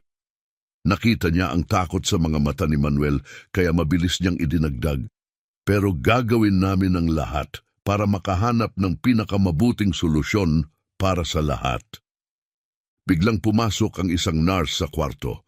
Kailangan na naming ihanda si Don Ricardo para sa kanyang operasyon ngayon. Inipon ni Joseph ang kanyang mga gamit. Naiintindihan ko, ipagpapatuloy natin ang usapan pagkatapos ng operasyon. Huwag mo munang alalahanin ang anuman, magpahinga ka na. Salamat kaibigan, sagot ni Don Ricardo. Pakiusap, bantayan mo si Manuel habang wala ako. Siyempre, sagot ni Joseph, sabay lingon kay Manuel na tumugon din ng tingin na puno ng kaba at pag-asa. Pangako, sabi ni Joseph habang inihahanda ng pangkat medikal si Don Ricardo para dalhin sa operating room. Lumapit si Manuel sa kama. Don Ricardo, simula niya, nanginginig ang boses. Ako, maingat siyang pinutol ng matanda. Magiging maayos ang lahat, Manuel. Maniwala ka sa akin. Tumango si Manuel, pinipigilan ang pagluha habang pinagdikit ang kanyang mga labi. Huwag kang mag-alala, babalik ako agad. Dagdag ni Don Ricardo, puno ng katiyakan. Pagkatapos, pag-uusapan natin ang mga plano para sa iyong kinabukasan. Habang nagsasalita si Don Ricardo, sinimulan ng mga nurse na igalaw ang kama. Parang may humigpit sa dibdib ni Manuel habang pinagmamasdan niya silang inilalayo si Don Ricardo. Naiwan sa silid, hinarap siya ni Joseph. Mukhang tayong dalawa muna ang magkasama ngayon, ha? Biro ni Joseph. Tumango si Manuel, halatang kinakabahan. Makinig ka, ayokong maging pabigat ako. Baka mas mabuti kung umalis na lang ako. Alanganing sabi ni Manuel. Tumigil ka, putol ni Joseph. Ang tono ay matalim, ngunit may halong pag-aalaga. Nangako ako kay Ricardo na aalagaan kita at gagawin ko ang pangakong iyon. Kumusta naman kung pumunta tayo sa cafeteria, siguradong gutom ka na. Sumagot ang tiyan ni Manuel ng isang malakas na pag-ugong, dahilan para mapangiti si Joseph. Ituturing ko na yang oo. Tara na, sabi ni Joseph. Habang naglalakad sa mga koridor ng ospital, ramdam ni Manuel na parang hindi siya bagay sa lugar. Nasa kanya ang mga gulagulanit niyang damit habang si Joseph naman ay nakaayos sa kanyang malinis na suit. Sa cafeteria, umorder si Joseph ng 2 masaganang almusal at naupo sila sa isang tahimik na sulok. Sige, kumain ka na, sabi ni Joseph habang iniaabot ang plato kay Manuel. Kailangan mong palakasin ang katawan mo. Agad na sinimulan ni Manuel ang pagkain, halatang gutom na gutom, gaya ng isang taong hindi sigurado kung kailan ang susunod na matinong kain niya. Pinanood siya ni Joseph ng tahimik sa loob ng ilang sandali bago nagsalita. Manuel, kailangan mong maintindihan ang isang bagay. Ang gusto ni Ricardo para sa iyo ay medyo komplikado, legal at moral na aspeto. Maraming kailangang pag-isipan. Huminto si Manuel, ang kaba ay bakas sa kanyang mga mata. Ibig sabihin po ba hindi niya ako matutulungan? Hindi yun ang ibig kong sabihin, sagot ni Joseph umiiling. Ang ibig kong sabihin, kailangan nating maging maingat at sundin ang tamang proseso. Naiintindihan mo ba ako? Dahan-dahang tumango si Manuel. Opo, naiintindihan ko. Mabuti, patuloy ni Joseph. Ngayon, kailangan ko ang iyong katapatan. Mayroon bang sino man na maaaring mag-claim sa iyo sa legal na paraan, pamilya, kamag-anak? Umiling si Manuel. Wala po sa pagkakaalam ko. Iniwan po ako ng tatay ko noong bata pa ako. At ang nanay ko, tumigil ang boses ni Manuel, nanginginig. Hindi ko po alam kung anong nangyari sa kanya. Tahimik na nagsulat si Joseph sa kanyang notepad. Paano naman sa foster home? May naaalala ka bang pangalan ng mga staff doon? Sinubukang mag-isip ni Manuel.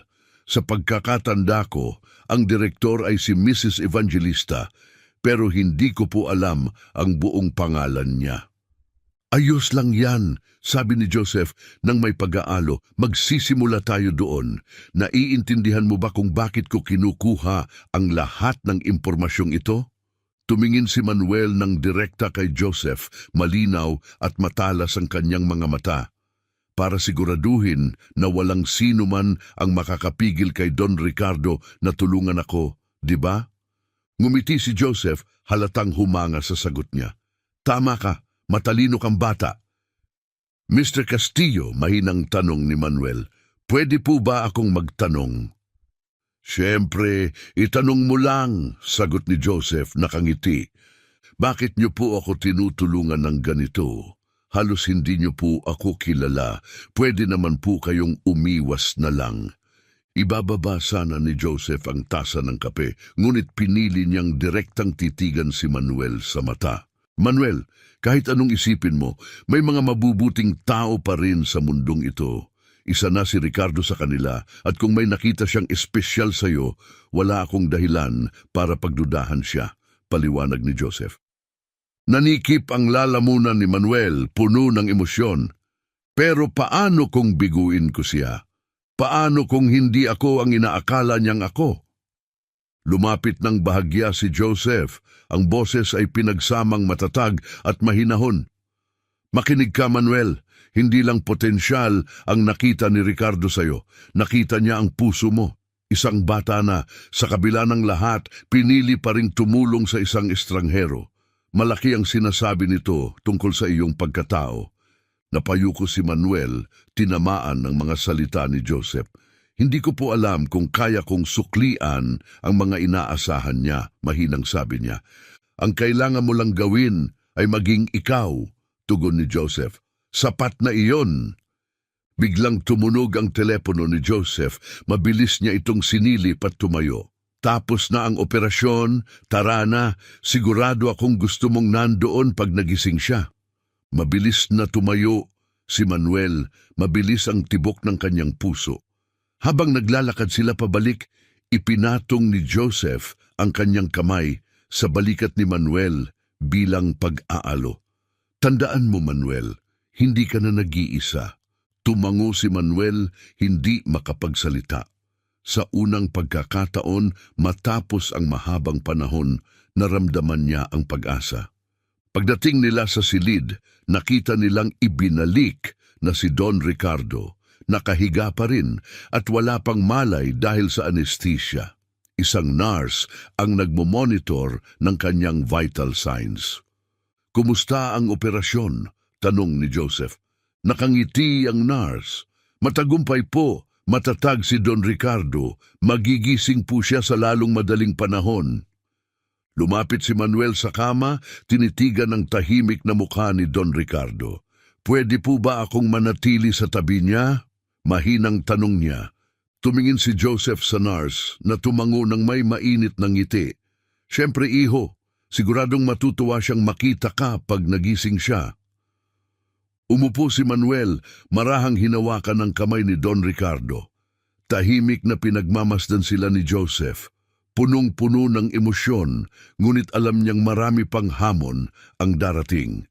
Ngunit sa tagpong iyon, nakikita si Manuel na kasama si Ricardo, naramdaman niya ang matibay na paniniwala na Sa anumang paraan, magiging maayos ang lahat. Joseph ay nagpaalam na gagawa siya ng ilang tawag at babalik kaagad. Tinanong si Manuel kung ayos lang bang mag-isa muna siya. Nakatingin ng mariin kay Don Ricardo, sumagot si Manuel nang may katiyakan, "Opo sir, mananatili ako sa tabi niya." Nang lumabas si Joseph, tahimik na nagbantay si Manuel sa tabi ng kama. Sanay ng mag-isa sa halos buong buhay niya, ang batang matalino sa kalye ay ngayon nagbabantay sa lalaking may kakayahang baguhin ang kanyang kinabukasan. Mabagal ang usad ng oras, sinasalamin lamang ng paminsan-minsang pagpasok ng mga nurse upang suriin si Don Ricardo. Bawat isa sa kanila ay nagbibigay kay Manuel ng isang maaliwalas na ngiti. Ngunit nanatiling matatag si Manuel, ang tingin niya ay nakapako sa mukha ng matanda, sabik sa kahit anong senyales ng paggising. Bandang hapon, nagbago ang takbo ng sitwasyon nang magsimulang magpakita ng mga senyales ng pagkamalay si Don Ricardo. Bahagyang kumislot ang kanyang mga talukap bago ito dahan-dahang bumukas. Mahinang binigkas ni Don Ricardo ang pangalan ni Manuel at agad namang tumalon sa pag-aalala ang bata, nagtanong tungkol sa kalagayan ng matanda. Sa isang mahinang pagbibiro, sinabi ni Don Ricardo na pakiramdam niya ay nasagasaan siya ng truck, ngunit kinumpirma niyang buhay pa siya. Salamat kay Manuel. Napuno ng labis na ginhawa ang mata ni Manuel, kasabay ng mga luhang hindi na niya napigilan habang inamin niyang natakot siya para sa kalagayan ni Don Ricardo. Mula sa kama, pinisil ni Don Ricardo ang kamay ng bata ng mahinahon. Tiniyak na siya ay mas matatag kaysa sa kanyang itsura. Sa sandaling iyon, muling pumasok si Joseph kasama ang doktor. Pareho silang natuwa na makita si Don Ricardo na gising na. Pagkatapos ng maikling pagsusuri at pag-check sa mga monitor, masayang idiniklara ng doktor na matagumpay ang operasyon. Ipinayo niya ang sapat na pahinga at mahigpit na pagsunod sa mga medikal na tagubilin para sa ganap na paggaling. Nagtanong si Don Ricardo tungkol sa kanyang pananatili sa ospital at nalaman niyang makakauwi siya sa loob ng ilang araw, ngunit kakailanganin ng ilang linggo para sa tuluyang paggaling, kung saan kinakailangan niya ng tulong sa bahay. Tahimik na nagpalitan ng tingin sina Joseph at Manuel sa silid na para bang pareho silang nagkasundo na handa nilang ibigay ang kinakailangang suporta. Matapos ang konsultasyon, iminungkahi ni Joseph na magkaroon sila ni Don Ricardo ng pribadong pag-uusap na tila may seryosong bagay na kailangang talakayin. Pumayag si Don Ricardo at tinanong si Manuel kung maaari siyang lumabas sandali. Bagaman nag-aalangan, tumango si Manuel at nagpunta sa cafeteria. Mag-isa kasama si Joseph, ipinaliwanag ni Don Ricardo ang sitwasyon. Dito niya natutunan ang tungkol sa mga komplikasyon sa legal na katayuan ni Manuel at ang mahinang paghawak ng foster system sa kanyang kaso. Ipinaliwanag ni Joseph na kung nais talagang tulungan ni Don Ricardo si Manuel, kailangan nilang dumaan sa tamang proseso. Iminungkahi ni Joseph ang isang matapang na plano, ang pag-apply para sa pansamantalang kustudiya ni Manuel na idinadahilan na ang pag-aalaga kay Manuel ay makakatulong din sa paggaling ni Don Ricardo. Nabigla ngunit naiintriga, pinag-isipan ni Don Ricardo ang ideya. Sa kabila ng mga hamong legal at maaaring kaharapin mula sa social services, hindi niya kayang tiisin ang ideya na bumalik si Manuel sa isang hindi matatag na buhay. Sumang-ayon si Joseph na ihanda ang mga kinakailangang dokumento, ngunit iginiit ang kahalagahan ng pagkuha ng tiwala at pagsang-ayon ni Manuel sa sitwasyong ito. Napagtanto ni Don Ricardo na kailangan niyang ipaliwanag ng maayos ang lahat kay Manuel at tiyakin ang kanyang pag-unawa at kooperasyon. Bago umalis si Joseph, binanggit niya ang dedikasyon ni Don Ricardo kay Manuel. Ngumiti si Don Ricardo, puno ng pasasalamat. "Mapalad ako na binigyan ako ng pagkakataong gumawa ng pagbabago sa buhay ng batang ito. Narinig ni Manuel ang mahinang katok at dahan-dahan niyang sinilip ang loob ng silid. "Pwede po bang pumasok?" tanong niya ng mahinahon. "Siyempre, iho," sagot ni Don Ricardo na may maaliwalas ng ngiti. "Maupo ka, may mahalaga tayong pag-uusapan." Pumasok si Manuel, agad na naramdaman ang bigat ng sitwasyon habang parehong seryoso ang ekspresyon ni na Don Ricardo at Joseph. "May problema po ba?" tanong niya, bakas ang kaba sa kanyang tinig. Nagpalitan ng makahulugang tingin sina Joseph at Don Ricardo bago nagsalita ang matanda. "Manuel, gusto ka naming tulungan, pero kailangan namin ang iyong kooperasyon para magawa ito." Dahan-dahang tumango si Manuel, ipinapakita ang kanyang kahandaan. "Ano po ang kailangan kong gawin?" tanong niya. Lumapit si Joseph, tinitigan siya ng diretso sa mata. "Una, maaari ba kaming umasa sa iyong tiwala?" tanong nito. Saglit na nag-alinlangan si Manuel, inilipat ang tingin niya kay Don Ricardo bago marahang tumugon. "Naniniwala po ako." "Mahalaga yan," patuloy ni Joseph, "dahil ang ipapanukala namin ay nangangailangan ng malaking tiwala at tapang mula sa iyo." Iniabot ni Don Ricardo ang kanyang kamay, hinihikayat si Manuel na lumapit.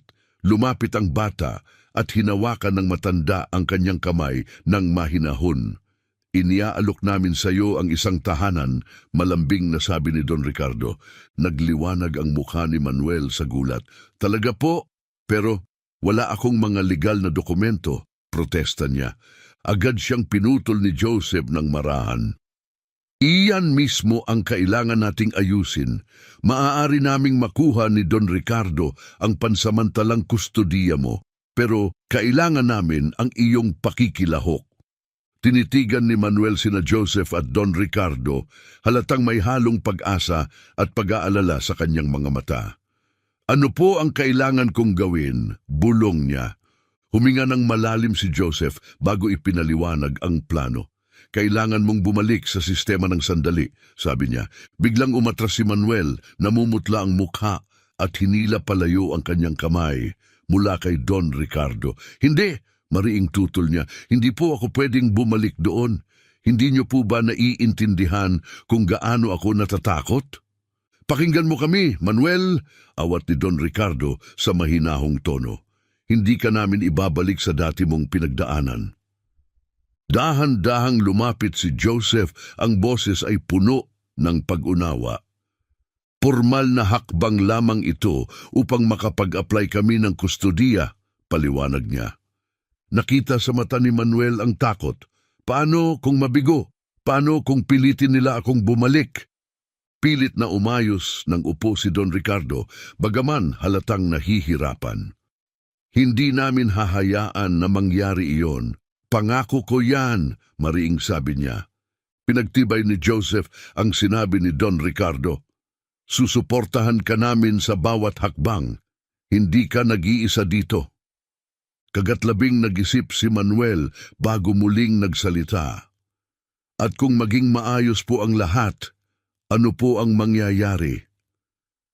Lumitaw ang isang malambot na ngiti sa mukha ni Don Ricardo. "Pagkatapos, lilipat ka sa bahay ko.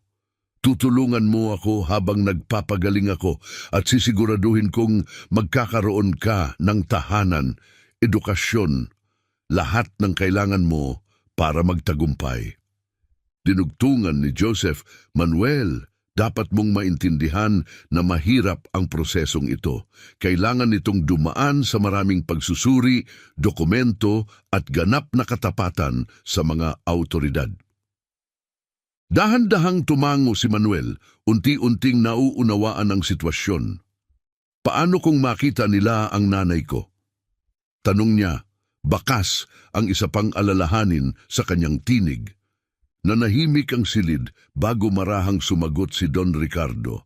"Kung mangyari man yon, gagawin natin kung ano ang pinakamabuti para sa iyo. Ipinapangako ko yan." Pumikit sandali si Manuel, nilalabanan ng kanyang emosyon. Nang muling buksan ang kanyang mga mata, puno na ito ng matatag na determinasyon. "Sige po," sinabi niya sa wakas. "Gagawin ko po." Nagliwanag ang mukha ni Don Ricardo, binuksan ang kanyang mga bisig. "Halika rito, iho," yaya niya ng may init. Lumapit si Manuel at niyakap ng matanda, damang-dama ang isang uri ng seguridad na matagal niyang hinanap. "Magiging maayos ang lahat," bulong ni Don Ricardo na puno ng katiyakan. Pinanood ni Joseph ang tagpong iyon, puno ng emosyon ngunit may kaalaman sa mga hamong darating. Sa kabila nito, nakita niya ang bumubuong ugnayan sa pagitan ni Manuel at Don Ricardo, dahilan upang bumuhos ang tiwala na magiging maayos ang lahat. "Sige," sabi ni Joseph, naghahanda na. "Marami tayong kailangang ayusin. Manuel, handa ka na bang simulan ang bagong kabanatang ito?"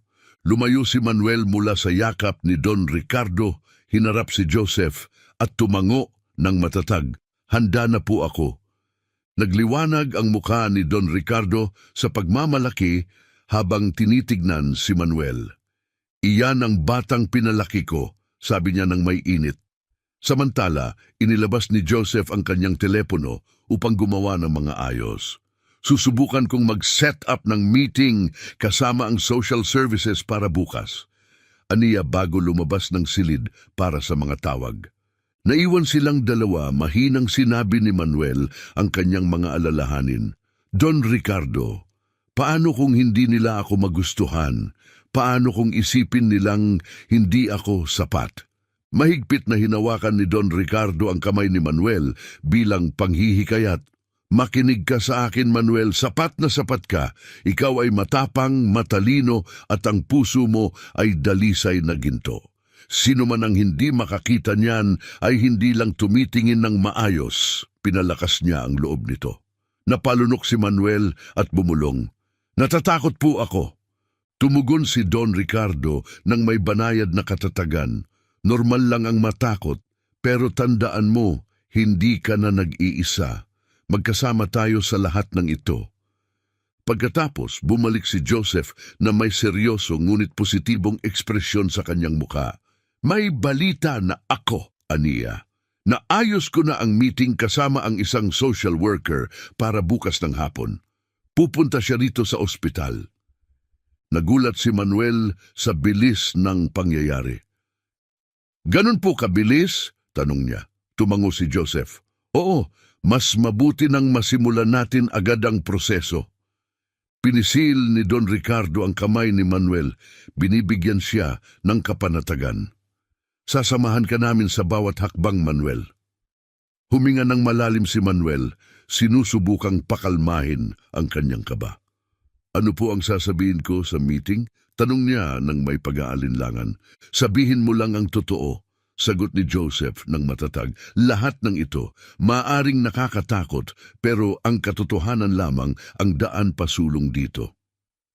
Sumingit si Don Ricardo. "Wala kang kasalanan, Manuel. Nakasurvive ka sa mga matitinding sitwasyon na hindi kayang lampasan ng karamihan. Hindi ka mahina dahil doon. Ikaw ay napakalakas." Dahan-dahang tumango si Manuel, ninanamnam ang mga salitang iyon. "Ano po ang mangyayari pagkatapos ng meeting?" tanong niya, halatang iniisip ang susunod na mga hakbang. "Matapos ang meeting," paliwanag ni Joseph, "susuriin ng social worker ang sitwasyon para matiyak na ang pagtira kay Don Ricardo ay makakabuti para sa iyo. Kapag naging maayos ang lahat, sisimulan nila ang proseso para makuha ni Don Ricardo ang pansamantalang kustodya mo." Idinagdag ni Don Ricardo, "At sa prosesong ito, sisiguraduhin naming handa ka at may suporta ka anuman ang kalabasan. Ang meeting na ito ay simula pa lamang." Tinitigan ni Manuel ang dalawa, unti-unting nabubuo ang pag-asa sa kanyang puso. "Kung ganon, pagkatapos nito, maaari akong magsimula ng bagong buhay dito?" tanong niya na naghahanap ng katiyakan. "Oo," tugon ni Don Ricardo, tumango ng may kumpiyansa. "Ito ay tungkol sa paglikha ng isang matatag at ligtas na hinaharap para sa iyo, Manuel. Nandito kami upang tulungan kang magawa iyon." Dahil sa kanilang mga salita, naramdaman ni Manuel ang isang bagong determinasyon na bumubuo sa kanyang loob. Sige po, sabi niya, may bahagyang resolba sa kanyang tinig. Gagawin ko ang lahat ng kaya ko. Nagpalitan ng tingin sina Joseph at Don Ricardo bakas ang kanilang pag-apruba. Alam nilang magiging mahirap ang daan na tatahakin nila, pero naniniwala silang may lakas si Manuel upang harapin ito. Tumayo si Joseph sa tapat ng kama, ang boses niya ay puno ng bigat ng sitwasyon. Kung magiging maayos ang lahat, maghahain tayo ng formal na kahilingan para sa pansamantalang kustudiya. Ito ay maaaring mga hulugan ng mas maraming pulong at mas maraming tanong. Kailangan nating ipakita na kayang magbigay ni Don Ricardo ng isang matatag na kapaligiran para sa iyo. Mabilis na sumagot si Manuel, ipinapakita ang kanyang kagustuhang makatulong. Pero makakatulong po ako sa bahay. Kaya ko pong magluto, maglinis, gawin ang kahit anong kinakailangan para makatulong. Ngumiti si Don Ricardo nang malumanay, puno ng init ang kanyang tinig. Alam kong kaya mo, iho, at napakabuti niyan. Pero tandaan mo, ang pangunahing papel mo ay maging isang bata. Pumasok sa paaralan, makipagkaibigan at mabuhay ng tulad ng nararapat mong maranasan. Nang marinig iyon, bumalot ang emosyon kay Manuel at unti-unting napuno ng luha ang kanyang mga mata. Hindi ko nga po alam kung kaya kong gawin lahat ng yan, mahina niyang inamin. Lumambot ang tinig ni Don Ricardo, puno ng paghikayat. Matutunan natin yan ng sabay, isang araw sa bawat pagkakataon.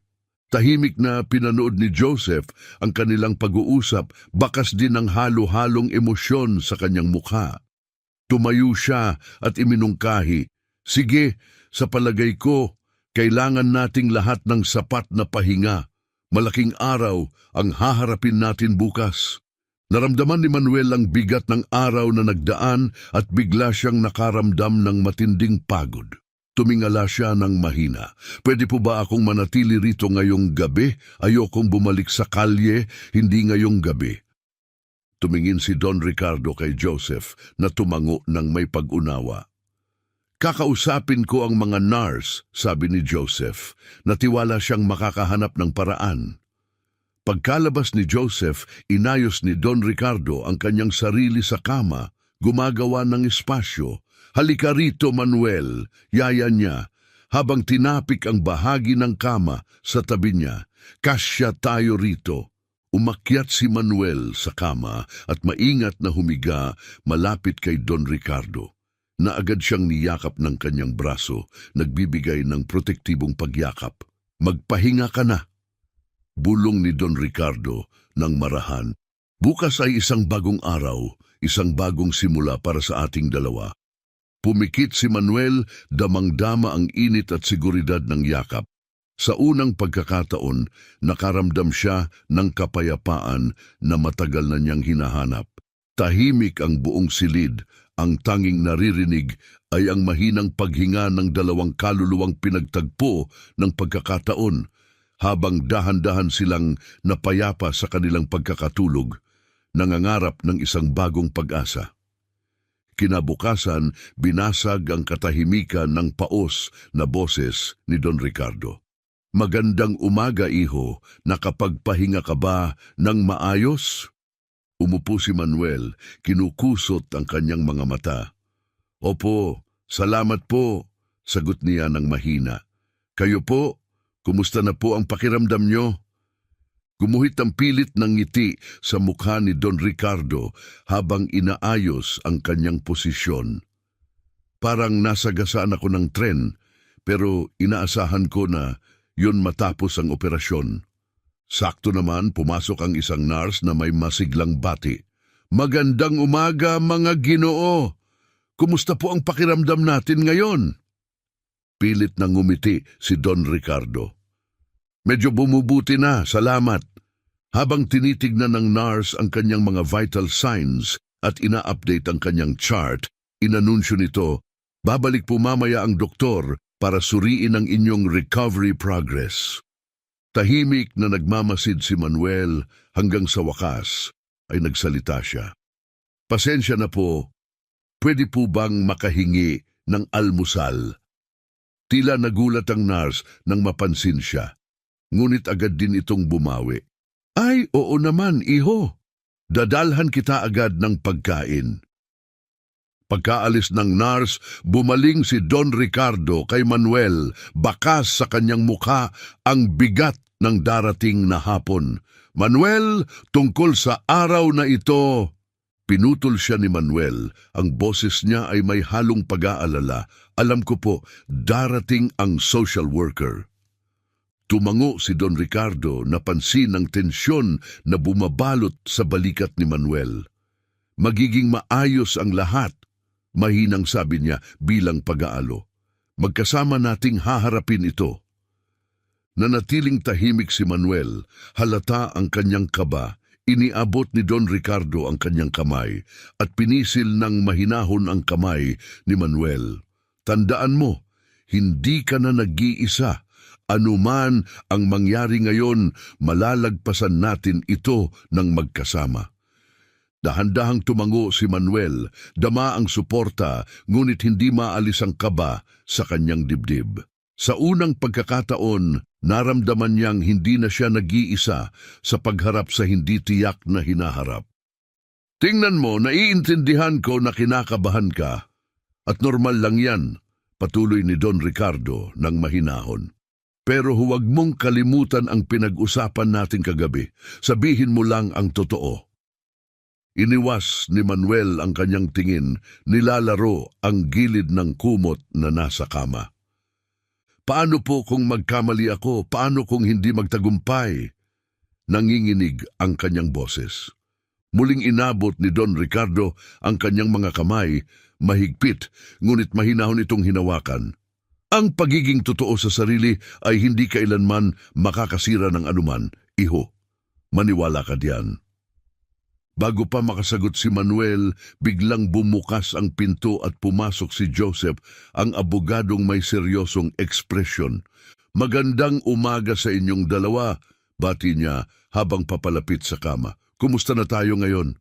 Parang bago, biro ni Don Ricardo, ngunit hindi maitago ang sakit habang inaayos ang kanyang posisyon. Tumango si Joseph bilang tugon sa biro at tumingin kay Manuel. Ikaw naman, iho, handa ka na ba sa mangyayari mamaya? Huminga ng malalim si Manuel, bakas ang pag-aalinlangan. Siguro po, kinuha ni Joseph ang isang folder mula sa kanyang maletang dala at naupo sa upuan malapit sa kama. Mabuti yan dahil marami tayong dapat pag-usapan bago dumating ang social worker. Sa sumunod na oras, maingat na ipinaliwanag ni Joseph ang mga posibleng tanong sa interview. Pinapahalagahan ang kahalagahan ng pagiging matapat habang nagbibigay ng mga payo kung paano niya maipapahayag ng maayos ang kanyang mga sagot upang mapabuti ang kanyang tsansa na makasama si Don Ricardo. Tandaan mo, Manuel, pagtatapos ni Joseph habang isinasara ang folder, hindi mo ito haharapin ng mag-isa, nandito kami para suportahan ka. Sa sandaling iyon, may kumatok sa pinto at pumasok ang doktor upang suriin si Don Ricardo. Magandang umaga sa lahat, bati niya habang lumalapit sa kama. Kumusta ang pakiramdam natin ngayon? Masakit pero inaasahan ko na yan, sagot ng matanda. Tumango ang doktor habang sinusuri ang sugat ni Don Ricardo mula sa operasyon. Normal lang yan pagkatapos ng operasyon. Naging matagumpay ito. Pero dahan-dahan ang magiging paggaling mo. Nasubukan mo na bang tumayo? Umiling si Don Ricardo. Hindi pa. Panahon na para simulan, mungkahi ng doktor. Ang kaunting paggalaw ay makakatulong upang maiwasan ang anumang komplikasyon. Sa tulong ng doktor at ng tinawag na nurse, nagawa ni Don Ricardo na maupo ng dahan-dahan. Sa kabila ng sakit, humanga si Manuel sa determinasyon ng matanda. Magaling, hikayat ng doktor. Ngayon, subukan nating tumayo, dahan-dahan lang. Lumapit si Manuel handang tumulong. May magagawa po ba ako? Mahinang tanong niya. Siyempre, tumayo ka sa kabilang gilid para suportahan siya, utos ng doktor. Sa suporta ni Manuel at ng nurse, unti-unting tumayo si Don Ricardo. Halata ang sakit sa kanyang mukha, ngunit kasabay noon ay ang ngiti ng tagumpay. Nagawa ko, anunsyo ni Don Ricardo, may pasasalamat sa kanyang mga mata habang marahang pinisil ang balikat ni Manuel. Habang pinagmamasdan ang interaksyon nila, napansin ng doktor, may matibay kang suporta rito, napakahalaga niyan sa iyong paggaling. Tahimik na nanonood si Joseph hanggang sa tanungin niya ang doktor, Dok, sa lagay niya, sa tingin niyo ba kakayanin ni Don Ricardo na alagaan si Manuel habang nagpapagaling? Naguluhan ang doktor at sumagot, alagaan si Manuel? Habang nakasandal kay Manuel at sa nurse, ipinaliwanag ni Don Ricardo, nag-a-apply kami para sa pansamantalang kustodiya ni Manuel. Medyo komplikado yan, tugon ng doktor na may pag-iisip. Ang paggaling mula sa operasyon sa balakang ay medyo mabigat. Kakailanganin ni Don Ricardo ng malaking tulong sa mga susunod na linggo. Ako po ang tutulong sa kanya. Mabilis na sambit ni Manuel ng may sigasig. Gagawin ko ang kahit anong kinakailangan. Ngumiti ang doktor sa ipinakitang determinasyon ni Manuel. Ang pagkakaroon ng suporta sa bahay ay tiyak na makakatulong sa paggaling ni Don Ricardo. Pagkatapos ay bumaling ang doktor kay Joseph at nagdagdag, pero kailangan din nating isaalang-alang ang mga pangangailangan ni Manuel. Ang kapakanan ng isang bata ay kasing halaga rin. Tumango si Joseph, sumang-ayon. Iyon ang aming layunin, siguraduhing matugunan ang pangangailangan nilang dalawa. Muling bumaling ang doktor kay Don Ricardo. Mapalad ka na meron siyang kasama, hindi lahat ay magkakaroon ng ganitong dedikasyon. Ngumiti si Don Ricardo kay Manuel, bakas sa kanyang tingin ang labis na pagmamalaki. Hindi ito swerte, Doc. Ang batang ito ay may busilak na puso. Namula si Manuel, nahihiya, ngunit may halong kasiyahan. Sa sandaling iyon, naramdaman niya ang isang bagay na matagal na niyang hindi naramdaman. Isang tunay na pakiramdam ng pagiging kabilang marahil sa unang pagkakataon. Naiintindihan ko, Doc, pwede po bang makakuha ng isang nakasulat na pagsusuri tungkol sa kalusugan ni Don Ricardo at ang kanyang kakayahang alagaan si Manuel basta may tamang suporta? Tanong ni Joseph. Tiyak, sagot ng doktor. Gagawa ako ng komprehensibong ulat mamaya. Matapos tulungan ng doktor at nurse si Don Ricardo na bumalik sa kama, isang maikling katahimikan ang bumalot sa silid. Sa wakas, tapos na rin iyon biro ni Don Ricardo, sinusubukang pag-aanin ang sitwasyon. Ngunit baka sa mukha ni Manuel ang pag-aalala. Don Ricardo, sigurado po ba kayo dito? Ayaw ko pong maging pabigat sa inyo. Iniabot ni Don Ricardo ang kanyang kamay, hinihikayat si Manuel na lumapit. Manuel, pakinggan mo ako. Hindi ka pabigat. Isa kang biyaya. Totoo na kakailanganin ko ng tulong habang nagpapagaling ako. Pero ikaw rin ay nangangailangan ng suporta, isang lugar na matatawag na tahanan, isang pagkakataong umunlad, kaya nating suportahan ang isa't isa. Naiintindihan mo ba ang ibig kong sabihin? Dahan-dahang tumango si Manuel, nangingilid ang luha sa kanyang mga mata habang pilit niyang pinipigilan. Tumingin si Joseph sa kanyang relo at sumingit. Pasensya na kung mapuputol ko ito pero darating na ang social worker maya-maya. Manuel, kumuha tayo ng bagong damit para sa'yo. Gusto nating maging maayos ang iyong itsura. Tumingin si Manuel sa kanyang suot, punit-punit at kupas. Bigla siyang nakaramdam ng hiya. Wala po akong ibang damit, mahina niyang inamin. Bakas ang pag-aalala sa mukha ni Don Ricardo. Joseph, maaari mo bang asikasuhin yan? Siguraduhin mong makukuha niya ang lahat ng kailangan niya. Siyempre, sagot ni Joseph, walang pag-aalinlangan. Tara, Manuel, mamimili tayo. Habang palabas sila ng silid, tinawag ni Don Ricardo at siguruhing makakakain siya ng maayos, hindi hospital food para sa anak ko. Ang pagtawag ni Don Ricardo kay Manuel ng anak ko ay nagbigay sa bata ng hindi maipaliwanag na init at pakiramdam ng pagiging kabilang. Ang sumunod na mga oras ay naging abala. Nagpunta sina Joseph at Manuel sa isang malapit na tindahan kung saan namili sila ng bagong damit, sapatos at maging isang backpack. Pagkatapos ay kumain sila sa isang maliit ngunit maaliwalas na restoran. Habang kumakain, muling ipinaalala ni Joseph ang mahahalagang punto para sa darating na interview. Tandaan mo, Manuel, payo ni Joseph habang kumakain sila. Nandito ang social worker upang makatulong, hindi upang pahirapan ka. Ayos lang maging tapat at ipakita ang nararamdaman mo kahit nakaka-overwhelm ito. Hindi mapakali si Manuel habang sinusundot ang kanyang pagkain. Paano po kung tanungin niya tungkol sa nanay ko? Tumigil si Joseph sa pagkain at tinitigan siya ng mahinahon. Maging tapat ka lang. Sabihin mo na nawala siya at hindi mo alam kung anong nangyari.